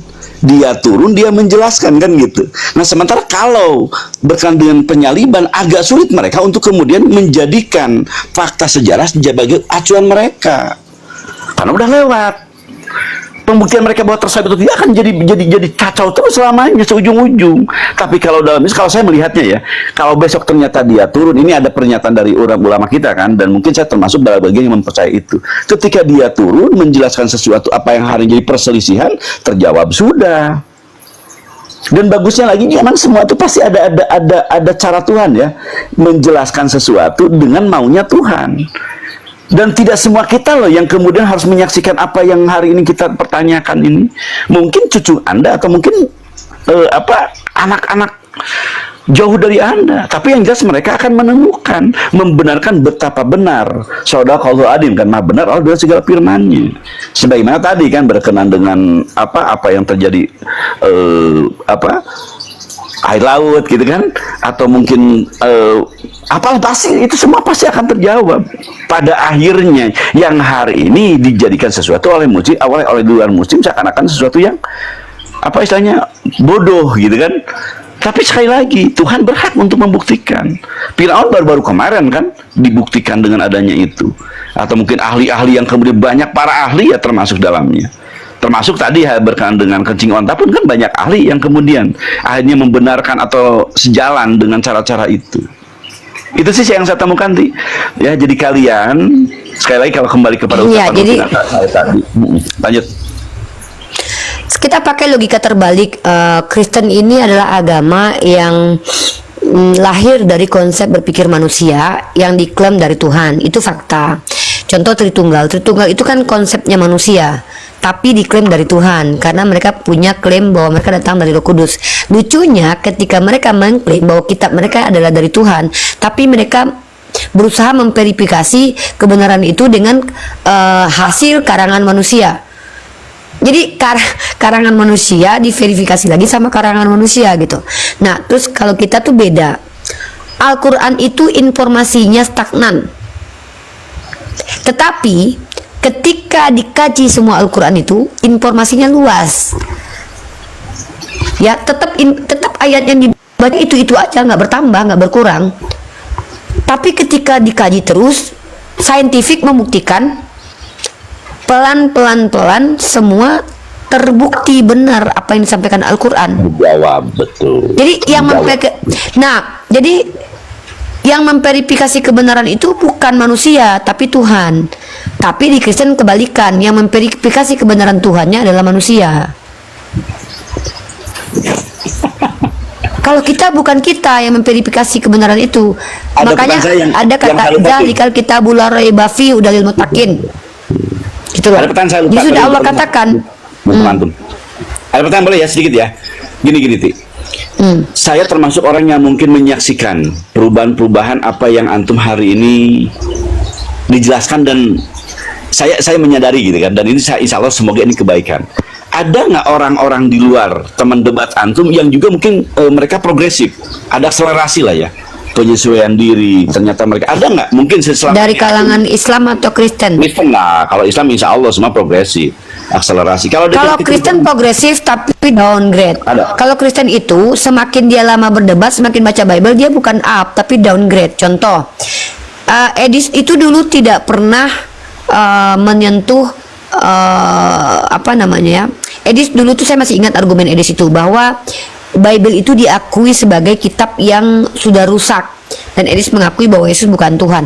Dulu Edis itu termasuk yang paling bodoh, paling bodoh, tapi cukup inilah tidak framing, tidak ini, cukuplah dulu. Nah, semakin sering dia menjadi apologetika, semakin dia ini, maka akhlaknya berubah, cara berpikirnya pun berubah. Makanya sekarang dia menentang para akademisi di agamanya sendiri. Nah, RK tuh juga gitu dulu. RK di awal itu dia baik, memperlihatkan kebaikannya, tapi semakin lama dia memperlihatkan kepenghujatannya. Joseph juga begitu dulu. Jadi kalau progresif tuh ada, tapi bedanya progresifnya saya mungkin dari yang agak barbar menjadi lebih santun. Kalau Joseph, RK Edis itu justru kebalikan. Mereka tadinya tuh sok-sok baik di awal, tapi menunjukkan kebenciannya di akhir gitu. Kalau saya memang harus berubah cepat. Dan Piro yang antum ngomong gini, sebentar saya potong. Dan si Piro ini sekarang Ya. udah membuktikan kalimat antum, Ti. Dia udah mulai menghujat si Piro Iya, itu. betul. Kan bagus sih. Ya memang betul. Pak Angon, kalau kita pakai filosofi serigala berbulu domba itu adalah begini. Pada dasarnya dia sebenarnya orang jahat, tapi dia mencitrakan dirinya itu seperti Orang baik. domba yang lucu. Nah, Menarik, citra gitu kan. awal mereka tunjukkan supaya mereka dapat tempat.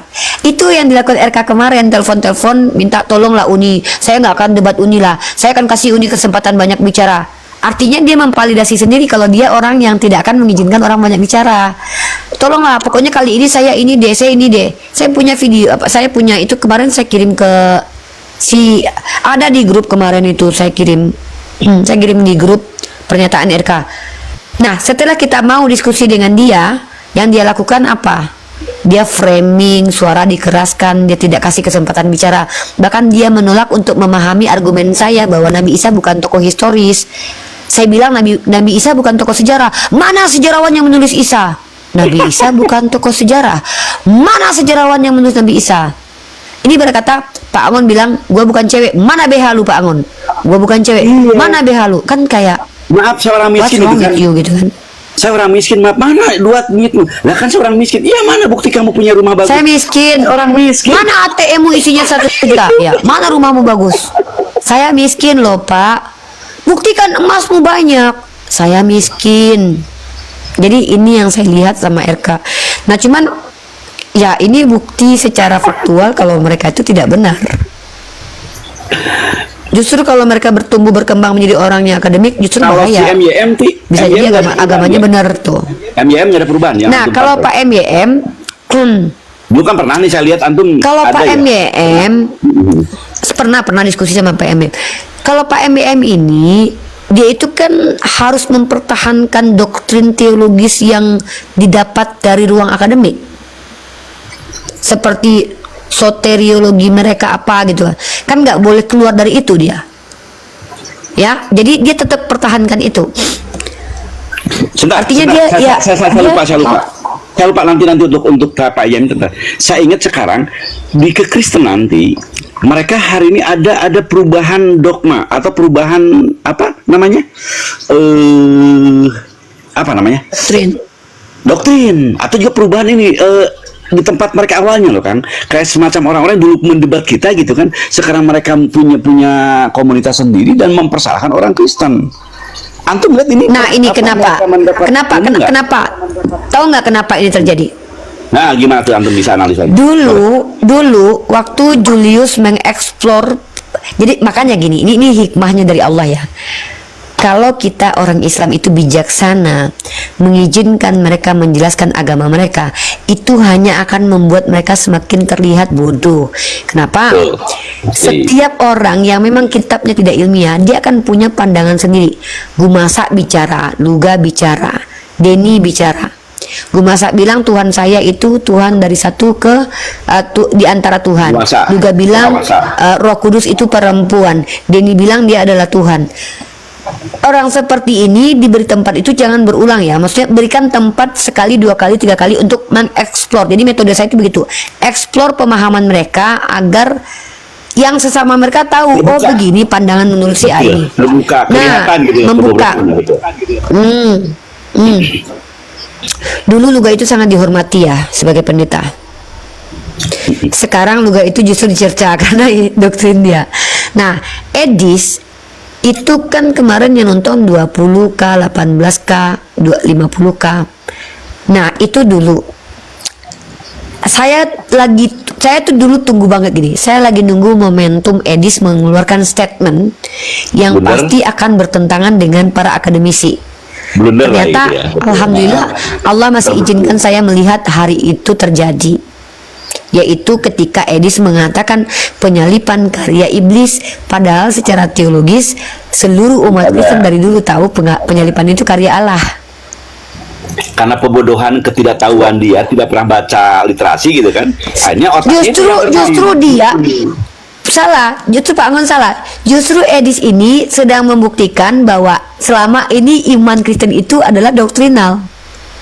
Justru kita berterima kasih sama Edis. Justru Edis menunjukkan bahwa seluruh pendeta dan orang-orang yang akademik di dalam ranah Kristen itu kedoktrin. Paham nggak? Lah Edis bongkar. Jadi dengan bantuan Edis, dulu kan kita bilang pendeta kalian bodoh, kedoktrin, mereka nggak percaya kan? Tapi berkat bantuan Edis, Dogma-dogma kita itu memperlihatkan kepada seluruh orang Kristen bahwa para pendetanya semuanya itu bukan pakai logika tapi pakai doktrin bahwa penyaliban karya Allah. betul. Saya bilang nih ya, sekali lagi nih, secara akademik dalam kontekstual teologis, Kristen percaya penyaliban karya Allah. Edis membantah itu. Edis itu kalau secara saya sebagai Islam, saya menyepakati argumen Edis. Kenapa? Dan membuka dia, betul. Nah, jadi gini. Kalau kita bilang cerdas, sebenarnya cerdas Edis ketimbang pendeta. Karena Edis punya argumen kuat bahwa penyaliban itu karya iblis. Kenapa? Karena memang yang menginginkan kematian Yesus adalah bapaknya iblis. Iblis, ya itu Yesus yang bilang. Yesus bilang di dalam Yohanes pasal 8:37. Tapi justru Pak Bom dan kawan-kawan membuktikan justru ayat itu penyangga. Doktrin dia yang kuat gitu kan. Nah, karena Pak Bom dan kawan-kawan menganggap bahwa iblis dipakai Tuhan untuk menjalankan rencana Tuhan. Masalahnya, argumen ini juga ada dalilnya. Apa dalilnya? Dalilnya doktrin. Apa itu? Bahwa Yesus telah dinubuatkan sejak semula untuk mati. Artinya memang rencana besarnya itu dari big plan itu dari Bapa. Edis justru blundernya adalah mengatakan bahwa rencana iblis untuk membunuh Yesus itu diridhoi oleh Allah Bapa, dirubah menjadi karya keselamatan. Secara tidak langsung Edis mengakui bahwa niat buruk iblis diridhoi Tuhannya. Jadi maju kena, mundur kena orang Kristen. Apapun jawabannya tetap blunder.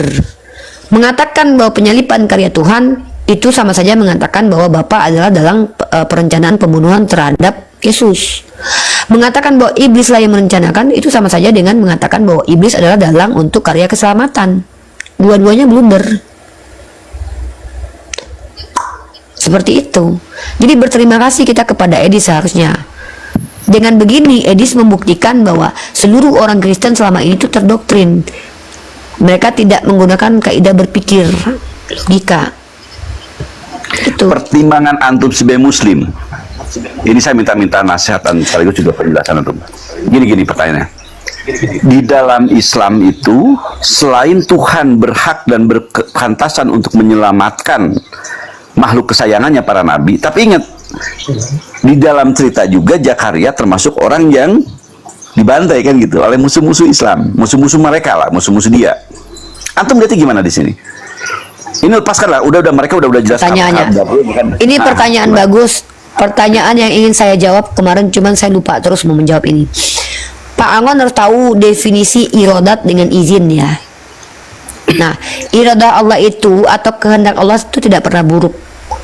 Nah, kita baca dalam beberapa ayat Al-Quran ya. Baca dalam Quran surah mana bentar ya. Tapi antum nggak aib nih kan kalau kita bukain semua kan demi kemaslahatan umat kan enggak. Justru ini harus dijelasin biar nggak salah paham. Dalam Quran surah Al-Baqarah ayat 185. Bentar. Ya, saya pakai ayat ya, saya nggak mau sembarangan ya. Tapi antum pernah ya dengar ya bahwa ada Zakaria termasuk yang dibelah dari kepala sampai kaki kan, sampai ininya kan? Loh, Yahya dong. Nabi Yahya juga dibunuh kan? Para nabi kan banyak dibunuh. Iya betul. Banyak para nabi Allah yang kemudian ya kan mereka adalah tewas ya. Termasuk yang sahabat Rasulullah ya. Sahabat Rasulullah ada yang sedang sholat di masjid, sholat gitu kan, mereka dibunuh oleh musuh mereka. Ya, Pak Angon harus tahu. Pak Angon harus tahu definisi. Kita bicara itu pakai definisi dulu, etimologi. Mana kemarin ayatnya ya? Saya ambil datanya dulu ya. Saya kemarin sudah tunjukkan data itu, tapi saya nggak simpan nih. Artinya kan mungkin gini, saya pastikan antum atau kita punya jawaban kan gitu ya, punya penjelasan bahwa Oh, ada. Allah dengan perbuatan iblis itu ya ada penjelasan. Karena tidak ada sesuatu yang di luar dari kehendak Tuhan. Tidak ada satupun. Tuhan itu jelas di atas segalanya kan. Gitu. Ah, ini nih, Pak Angon pegang dulu ayat ini nih satu. Pertama, Pak Angon pegang dulu ayat terkait tentang iradat Allah. Quran surah Al-Baqarah 185. Coba baca dulu itu. Sambil pulpen. Itu ayat 1. Yang kedua adalah ini nih. Taruh saya ngambil pulpen. Yuk, lanjut. Berapa Al-Baqarah? Al-Baqarah 185. Coba baca yang kuat. Ih, saya buat pulpen doang. Antum gimana sih? Bacain aja dulu. Udahlah. Poinnya adalah Allah tidak menghendaki kesulitan apalagi kepada nabinya. Nabinya tidak dikehendaki untuk sulit ya. Nah, namun ada dalil begini nih. Bahwa Allah mengizinkan terjadi musibah. Paham ya? Pertanyaannya, kematian Sayyidina Umar itu musibah atau rahmat? Kalau dalam Islam, siapapun mereka itu tetap justru ada yang saya temukan ada dua, iskariman atau mati syahidan. Kalau saya menemukan ya, ketika mereka terbunuh, membunuh atau terbunuh, mati dalam keadaan bertakwa kepada Allah itu bukan musibah tapi rahmat. Mati yang dalam, makanya Islam itu mengatakan ada mati syahid. Mati syahid itu adalah mati yang diridhoi oleh Allah. Maka mati dalam keadaan yang dialami oleh Umar ibnu Khattab itu mati cita-citanya Islam. Dalam keadaan sujud dia dibun-bun. Itu bukan musibah. Nah, musibah itu seperti apa?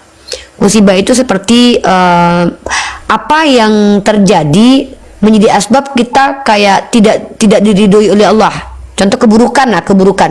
Mati nah, dalam Quran surah Al-Baqarah jadi mati di atas perut pelacur ya. Ya. Jangan pakai itu nanti lungkat. Al-Baqarah 156. Orang-orang itu bukan itu. Ini Asy-Syu'ara ayat 30. Dan apa saja musibah yang menimpa kamu maka adalah disebabkan oleh perbuatan tanganmu sendiri. Ya. Jadi kalau ada keburukan terjadi ke kita itu karena tangan kita dan Allah memaafkan kamu. Nah, kematian Nabi Yahya itu bukan musibah bagi Nabi Yahya. Waktu Nabi Nuh dia kehilangan istrinya itu bukan musibah dia, tapi konteksnya adalah ujian. Makanya saya bilang ada dua nih, murka Allah atau ujian Allah. Kalau ujian itu diberikan kepada orang yang high value. Kalau musibah atau hukuman itu kepada orang yang down value-nya. Seperti orang-orang yang utiwatimena lah, diazab dengan penyakit karena dia itu bukan orang yang naik iman. Tapi kalau itu merujuk kepada orang beriman maka itu disebut sebagai sesuatu yang adalah ujian dari Allah. Menaikkan derajat. Di hadis yang mengatakan bahwa umat Islam itu dua baik, serba baik gitu kan. Ketika dia dapat musibah dia bersabar, ketika dapat dia kelebihan gitu kan, dia bersyukur. Kan gitu ya dalam Islam kan? Koneksinya, ada koneksinya dari penjelasan tadi. Jadi itulah Muslim. Enggak. Jadi kita tuh pertama kita pahami dulu iradat itu adalah kehendak Allah dan Allah tidak menghendaki keburukan sebagaimana Tuhannya Kristen menghendaki keburukan. Nah, tapi segala keburukan itu bisa terjadi karena izin Allah. Makanya ketika iblis minta penangguhan waktu Allah izinkan. Makanya berperang itu yang adalah keburukan itu Allah izinkan, bukan Allah perintahkan. Di Kristen justru Tuhannya yang perintahkan untuk berperang. Beda ya, Kristen itu Tuhannya perintahkan untuk berperang, tapi di Islam Allah izinkan untuk berperang dengan alasan tertentu. Gitu. Nah, di Kristen niat jahat iblis itu justru diridhoi oleh Tuhan. Di Al-Quran niat jahat orang yang ingin membunuh Nabi Isa justru adalah menipu balik diri mereka sendiri. Mereka menganggap bahwa Nabi Isa mati, padahal tidak. Karena Nabi Isa diselamatkan. Artinya Allah tetap adil. Allah tetap adil dengan ini. Nah, kalau terjadi kepada Nabi Ayub, beliau ditinggalkan istri, loh itu kebaikan karena istrinya nggak pantas dengan beliau, artinya itu bukan musibah tapi itu kebaikan. Nah, inilah perbedaan kita dengan Kristen. Kristen perbuatan buruk itu diridhoi Tuhan. Cara pandang, bukan cara pandang saja, dalilnya juga ada. Kan di Kristen kan banyak ayat-ayat yang mengatakan Tuhan menginginkan keburukan terhadap satu kaum. Yang terjadi dilema itu kalau kita nanti penjelasan itu bagus ya. Penjelasan itu bagus tuh. Kalau dilema bagi mereka itu mereka punya konsep apa itu? Karena ada kebutuhan. Tersalib itu karena apa oleh apa dan embasnya kepada siapa, kan kepada mereka. Jadi ada tendensi kebutuhan ketersalibannya Yesus kan. Kalau kita kan enggak kan. Maaf tak andaikan saja Nabi Muhammad itu atau terkena apapun, ya kita kan nggak ada masalah. Katakanlah Nabi Muhammad mungkin terbunuh dalam peperangan, baik ini nggak ada masalah kan. Semua itu udah kehendak Tuhan. Ya tidak ada, karena yang namanya manusia itu memang diberikan natur bahwa bisa mati. Nah, faktanya Nabi Muhammad disihir tidak mempan, diracun tidak mati. Artinya Nabi Muhammad membuktikan eksistensinya sebagai Rasul asli. Kalau Yesus justru bertabrakan dengan konsepnya Mesias orang Yahudi. Dia terbukti mati, artinya dia terbukti Nabi palsu. Karena orang yang baik itu layaknya diselamatkan kan gitu. Kalau menurut konsep mereka juga dari mereka. Iya, gitu. Ya, teman-teman saya minta maaf. Saya orang tua yang udah ditakdirkan tua, tapi saya pun belajar kepada Filipa. Jadi kalau Anda merasa kurang paham, betul saya kurang paham. Jangan marah ya ke kebodohan saya. Izinkan saya belajar kepada beliau ini. Jadi nggak enak saya. Halo Irene Melisa. Betul. Mbak, nggak apa-apa ah, orang netizen tuh nggak usah didengerin semua kali. Halo Kak Irene. Ya, halo. Ya, kakak silakan Kak, ini Room Muslim di mana tempat dialog lintas agama. Kami prioritaskan untuk menjelaskan tentang iman Islam, tapi tema kita adalah bahwa menurut RK Yesus itu fiktif. Kakak ada tanggapan tema atau bertanya boleh silakan. Ini saya mau bertanya ya, kok di room ini dari mulai masuk, mulai terjadi kok bahas-bahas Kristen terus ya? Ya karena Kristen banyak masalah Kak. Masalahnya tuh di mana? Emang orang itu ganggu Mbak gitu? Oh ya ganggu lah. Pertama mengganggu peradaban. Sebagai seorang akademisi, saya melihat ketika ada orang Kristen mengatakan bahwa Yesus adalah Allah, itu pertama mengganggu stabilitas kita sebagai umat beragama. Tidak ada nama Tuhan sebagai Allah. Mbak, kalau Mbak bertanya itu saya jawab. Mbak, maaf Mbak, kalau Mbak bertanya saya jawab. Tapi kalau Mbak nggak mau dengarkan jawaban saya, Mbak nggak usah tanya Mbak.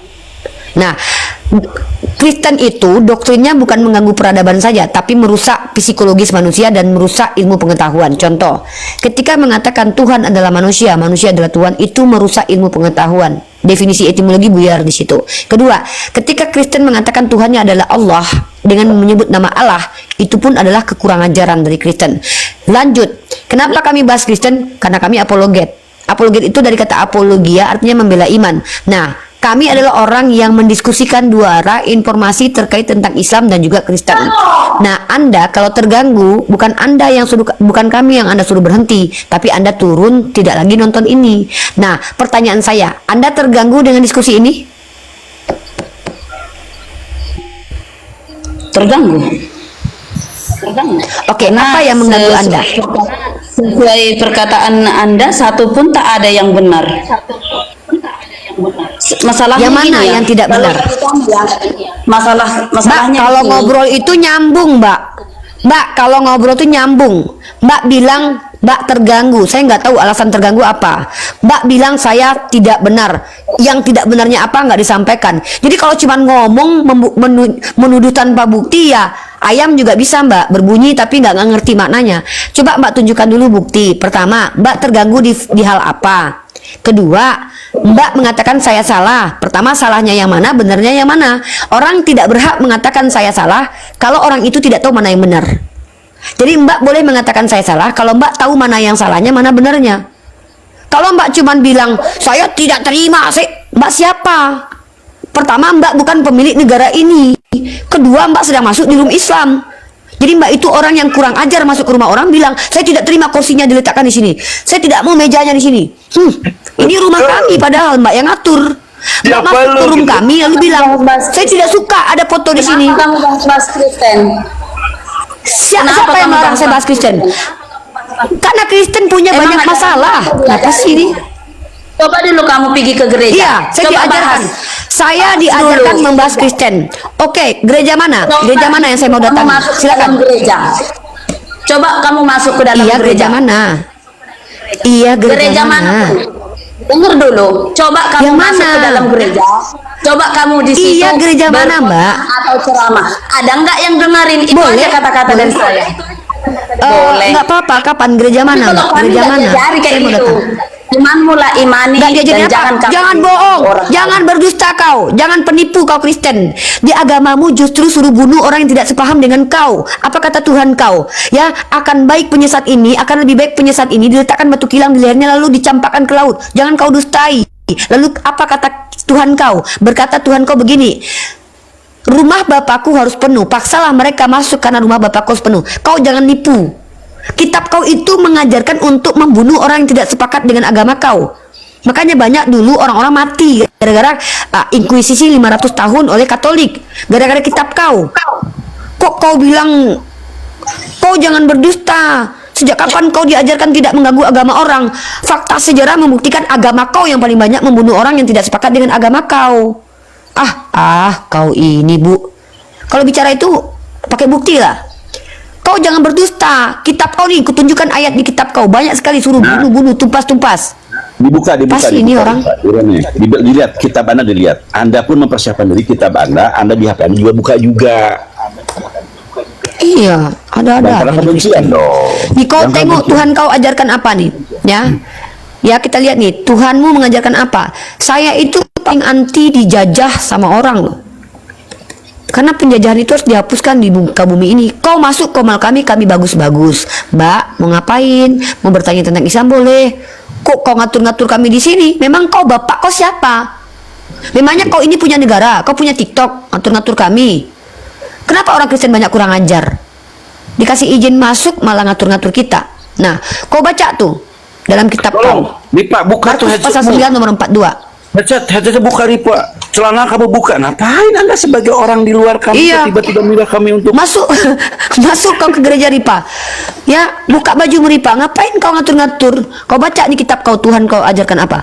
Barang siapa menyesatkan salah satu dari anak-anak kecil yang percaya ini, lebih baik baginya jika sebuah batu kilangan diikatkan pada lehernya lalu dibuang dalam laut. Tuhan kau suruh bun orang yang dianggap sesat. Tuhan kau itu.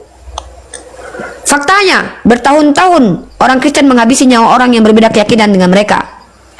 Lalu tiba-tiba kau bilang sama aku, agama kau mengajarkan kebaikan. Fitnah saja kau. Hilang saudara-saudara. Kenapa Kristen-Kristen ini begitu? Sebenarnya secara dampak psikologi saya tahu ibu itu tuh takut kita bahas agamanya karena kebongkar aibnya. Karena dia nggak bisa bantah. Lagian siapa kau ngatur-ngatur kami? Kau jangankan kau bawa nenek moyang kau ke sini, nggak takut aku. Enak aja ngatur-ngatur kita. Kita yang punya acara kok dia yang ngatur. Nah, kalau misalkannya yang kami lakukan ini melanggar undang-undang, di dalam undang-undang pasal ke-1500 dituliskan tidak boleh orang Islam diskusi menggunakan agama Kristen, tidak boleh Islam membaca Bible. Baru aku melanggar undang-undang. Tapi kau tunjukkan ada nggak aturannya? Tidak boleh diskusi lintas agama dengan kareteng, tidak boleh membahas Yesus di komal-komal. Hantu belau. Di Nah, angka orang Kristen kalau nggak kurang ajar, kalau nggak bodoh. kalian itu membahas keislaman kami. Sayangnya kami tidak ada kesempatan untuk menjelaskan itu apapun. Cek. Jadi Anda ini dikasih kesempatan loh. Scroll lihat betul nggak cuma hanya seluruh Islam yang menghujat agama Anda atau menurut pengetahuan bahwa kami melakukan penistaan kepada agama Anda. Lihat jujur Anda dengan mata Anda. Di seberang sana ada RK, ada bom-bom, ada Skopatul. Banyak orang-orang hari ini, termasuk Edis kan yang kamu banggakan, yang kemarin blunder itu.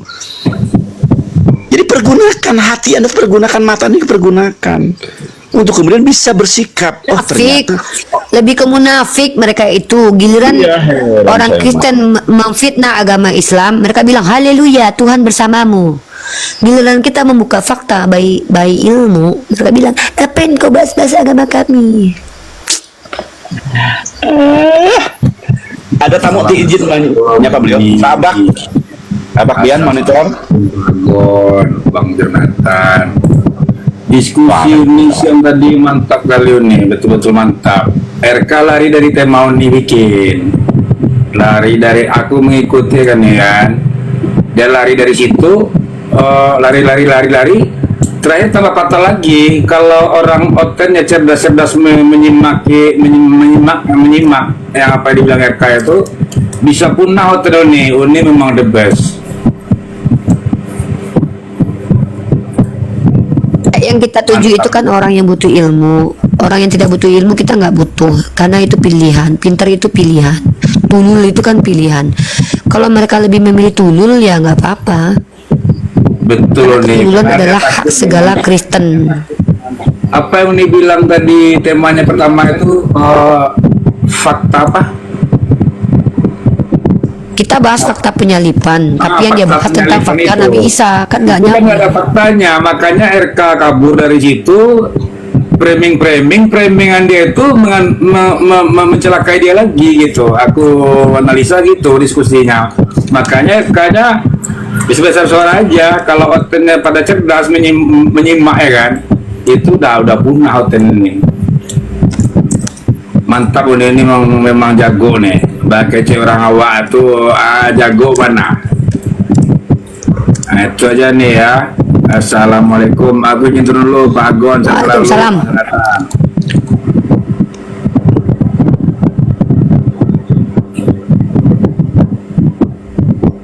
Siap.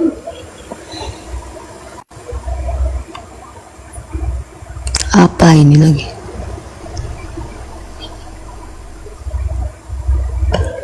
Si Yuni mau diskusi sama aku, mau diskusi bahasa apa?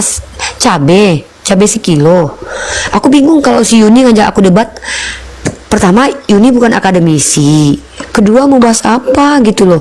Mau bahas cara tutorial bikin gigi kinclong gimana? Palsu gimana? Mungkin cacar mata biar kelihatan belok gimana gitu kali, Ti. Antum nggak tahu juga gimana. Mau diskusi sama Yuni, mau Bikin bahas tutorial apa? kali. Minta tutorial bikin sambal yang enak gimana? Kali gitu kali. Jadi gini Ya, teman-teman ya. makanya. Saya hanya mengulang lagi karena kadang-kadang ilmu itu perlu diulang-ulang. Kalau kita dengar dari Utina Ripa ini, saudari kita ini, kita bersyukur Allah mentakdir kita ada bersama. Saya tidak sedang menyanjung karena ini perlu kalian pahami. Ya, jadi ketika ingin berdebatan terjadi, maka hanya orang-orang yang berkualitas lah, kan gitu kan. Presiden akan bangga ketika mereka didatangkan presiden lain dari negara lain kan gitu. Tapi kalau yang datang itu kucucuk RT gitu kan, mereka akan merasa dihinakan. Anjing kurang ajar lo Amerika apa Indonesia gitu kan. Kami Ya aku terhina lah. Iya, betul tuh sangat logis. Aku capek-capek belajar kuliah dapat gelar. Tiba-tiba aku diskusi sama Oten Koplak, kan Nah botol. itu. Jadi artinya Anda harus menaikkan grade Anda, posisi Anda kepada hal yang lebih baik lagi. Sehingga ada kelayakan. Saya layak nantang si Ripa. Kenapa? Saya menguasai kitab saya. Bagus itu. Buktikan. Dan kami ini suatu tantangan yang bersifat progresif. Karena kan ada akselerasi bagi kalian. Kelayakan kalian ada bersama kami, duduk bersama kami. Dan apa? Pak Angon atau Bu Ripa, saya ini orang gini-gini. Saya punya kedudukan sini. Oke, bagus itu. Tadi orang-orang presiden bisa akan ngamuk kepada Anda. Kurang ajar Indonesia kok ngirim RT ke sini. Anjing banget kan begitu jadinya kan. Yang datang semua pada Iya, masa gini loh Pak Angon. Pak Angon gini loh, ada dua kemungkinan. Kalau kita itu punya kaki dua, sementara kita ajak yang main bola kakinya cuma satu, jahat nggak kita? Nah betul. Kayak ngajak berantem dengan anak TK ya. Tisa ngajak berantem sama anak TK ya nggak cocok dong. Levelnya. Bisa, aku udah tahu. Iya. Aku udah tahu kalau dia tuh aku udah latihan karate selama 6 tahun ya kan, aku udah punya sabuk. Aku tantangin. Yang ku tantangin itu adalah Anak TK. orang-orang yang nggak pernah belajar anak TK. Aku jahat tahu. Betul. Kita tidak Oke adil. teman-teman yang di YouTube ya, kita matikan dulu. Aku harus istirahat dulu. Udah ini aku harus istirahat. Jadi- Teman-teman yang di YouTube udah ya, kita matikan dulu. Assalamualaikum. Saya akhiri diskusi dan debat para apologet Islam yang telah memberikan kita ilmu dan pengetahuan tentang ajaran Islam dan ajaran Kristen. Semoga ilmu yang kita dapat dari diskusi dan debat ini dapat membentengi kita dari pemutatan, yang mana pada saat sekarang banyaknya misionaris mencari muslim yang awam untuk dimurtadkan. Saya akhiri video ini. Terima kasih kepada saudara-saudari muslim semua yang telah mengikuti diskusi ini sampai habis. Sampai ketemu lagi dan nantikan video-video diskusi dan debat apologet Islam selanjutnya. Assalamualaikum warahmatullahi wabarakatuh.